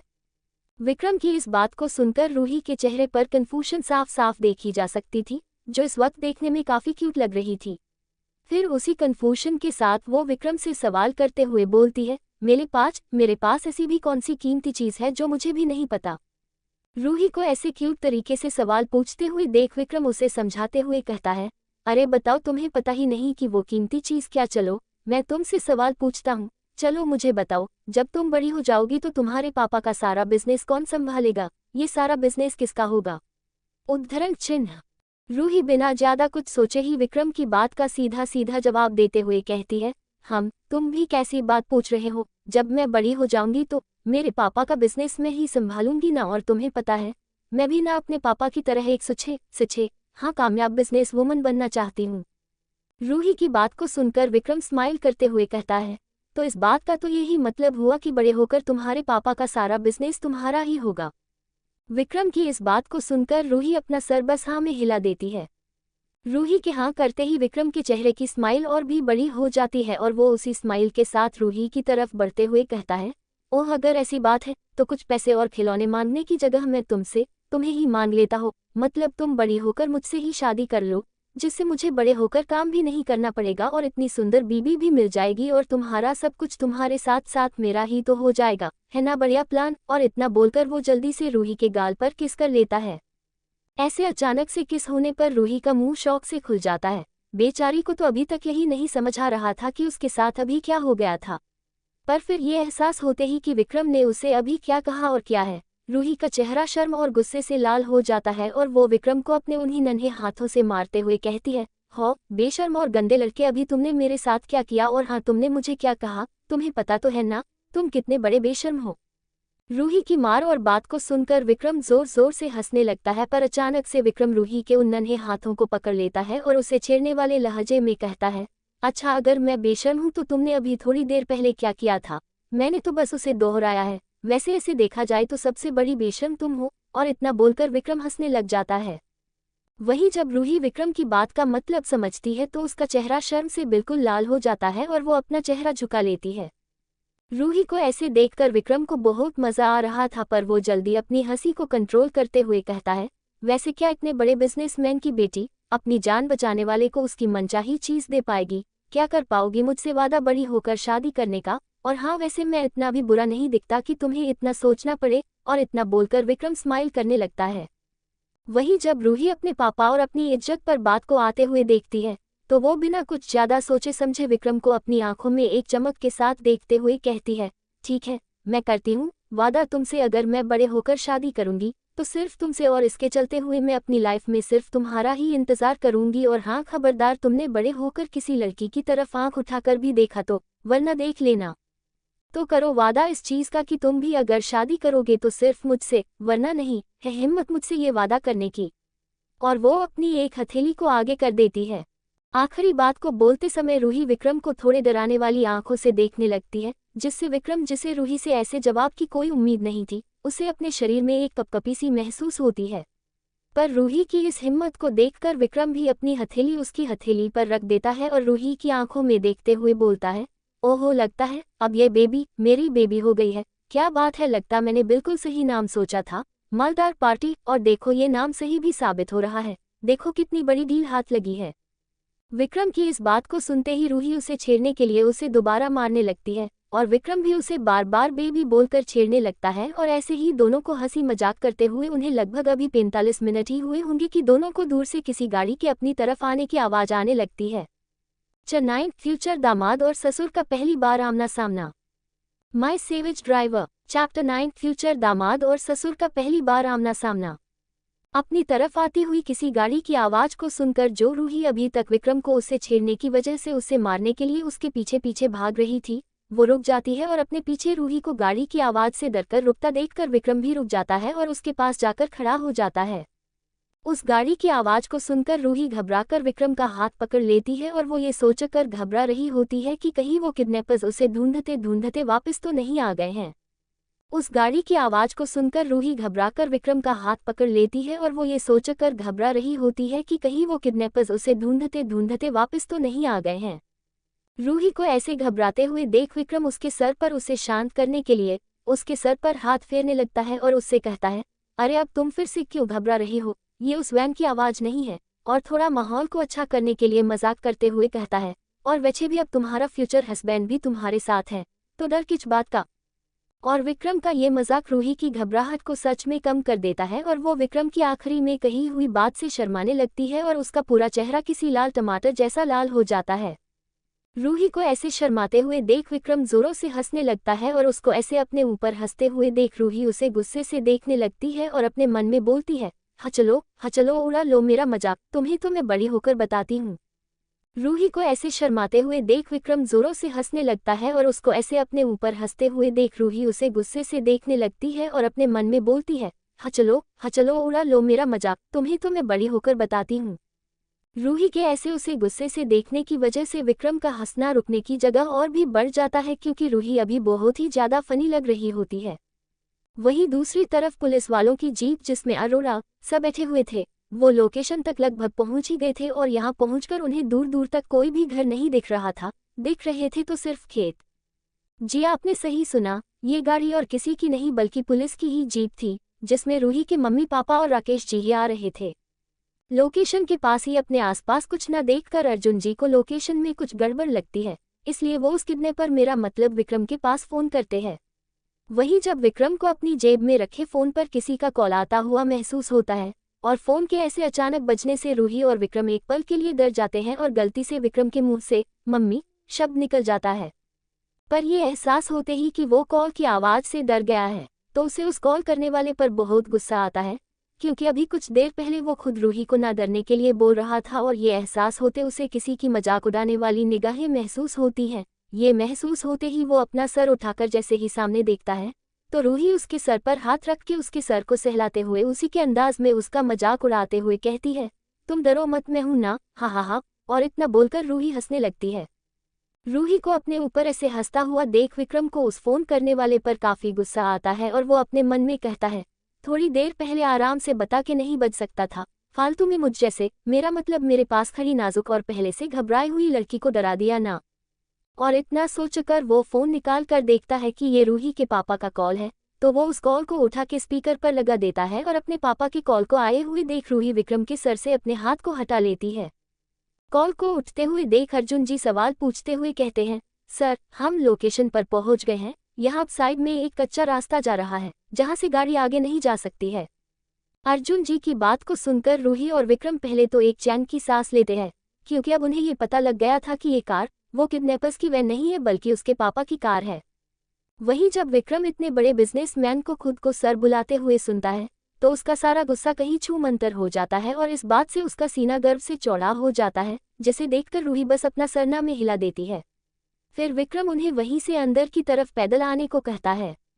विक्रम की बात को सुनकर अर्जुन जी और जीप में बैठे सभी लोग अपनी जीप से उतरकर उसी मैदान की तरफ आने लगते हैं जहां अभी तक विक्रम और रूही झूला झूलते हुए हंसी मजाक कर रहे थे। अपने मम्मी पापा के आने की बात को सुनकर रूही उनसे मिलने का वेट नहीं कर पा रही थी, क्योंकि उसने इतनी ही देर में बहुत कुछ झेल लिया था और उसे अब बस अपने मम्मी और पापा के पास जाना था। और उसकी इस एक्साइटमेंट को विक्रम भी अच्छे से समझ रहा था और वो भी रूही के लिए बहुत खुश था। वहीं अर्जुन जी, रजनी जी, राकेश जी और एक पुलिस ऑफिसर जीप से उतर के आगे बढ़ने लगते हैं और सबसे आगे अर्जुन अरोड़ा और रजनी अरोड़ा ही होते हैं, जिन्हें इस बात की टेंशन हो रही थी कि उस किडनैपर ने उन्हें यहाँ क्यों बुलाया है और उनकी बच्ची को उन्हें लौटाने के लिए कौन कौन सी मांगे रखेगा। अभी उन सबको इसी टेंशन में चलते हुए कुछ मिनट ही हुए होंगे कि उन्हें अपने सामने खेतों के बीचों बीच एक खुला हरा भरा मैदान दिखने लगता है, जिसके बीचों बीच फूलों का एक बहुत बड़ा पेड़ था और उसी पेड़ से लटके हुए एक बेलों के झूले के पास उन्हें दो बच्चे दिखाई देते हैं और उनमें से एक लड़का था जो लगभग 10 से 12 साल का लग रहा था और एक लड़की लगभग 10 साल की लग रही थी। लड़की को देखते ही रजनी जी और अर्जुन जी की आंखों में आंसू आ जाते हैं, क्योंकि वो इस लड़की को देखते ही पहचान जाते हैं। रजनी जी तो अपनी बेटी को अपने सामने देखते ही उसकी तरफ भाग पड़ती हैं। वहीं दूसरी तरफ रूही और विक्रम अपनी तरफ आते कई लोगों को अपनी तरफ आते हुए देखते हैं और आगे के दोनों लोगों को देख रूही उन्हें पहचान लेती है और उसके मुंह से मम्मी और पापा शब्द निकल जाता है, जिन्हें सुनकर विक्रम को भी ये पता लग जाता है कि तभी विक्रम देखता है कि रूही को देखकर उसकी मम्मी उन्हीं की तरफ भागते हुए आ रही हैं, तो विक्रम भी रूही की तरफ देखकर स्माइल करता है और उसके सर पर हाथ फेरते हुए बोलता है, अब जाओगी नहीं अपने मम्मी पापा के पास की नहीं, या फिर यहीं खड़े रहकर सारी दौड़ अपनी मम्मी से लगवाने का इरादा है। विक्रम की बात को सुनकर रूही पहले तो विक्रम की तरफ आंखों में आंसू लिए देखकर स्माइल करती है और फिर अपना सर हाँ में हिलाकर वो भी अपनी मम्मी की तरफ उनसे मिलने के लिए भाग पड़ती है। वहीं जब विक्रम और अर्जुन अरोड़ा रूही और रजनी अरोड़ा को ऐसे भागते हुए देखते हैं तो दोनों एक साथ बोल पड़ते हैं, अरे बेबी। विक्रम रूही को अरे डार्लिंग, अर्जुन अरोड़ा रजनी अरोड़ा को ध्यान से नहीं तो गिर जाओगी बोलते हैं। दोनों की आवाज को सुनकर रूही और रजनी अरोड़ा दोनों भागना छोड़ एक दूसरे की तरफ चलने लगते हैं। वहीं दोनों को एक जैसा और एक जैसी बात बोलते हुए सुन राकेश जी और वो पुलिस ऑफिसर विक्रम और अर्जुन जी की तरफ बार बार देखने लगते हैं। वहीं तभी विक्रम और अर्जुन अरोड़ा की आंखें भी एक दूसरे से मिलती हैं। वाह, फ्यूचर दामाद और ससुर का पहली बार आमना सामना, अब मजा आएगा ना। नजरों के मिलते ही दोनों विक्रम और अर्जुन जी अपनी आंखें छोटी करते हुए अपने हाथों को एक साथ ही सीने पर बांध लेते हैं। चैप्टर 10 सच्चाई का खुलासा। My savage driver. चैप्टर 10 सच्चाई का खुलासा। अभी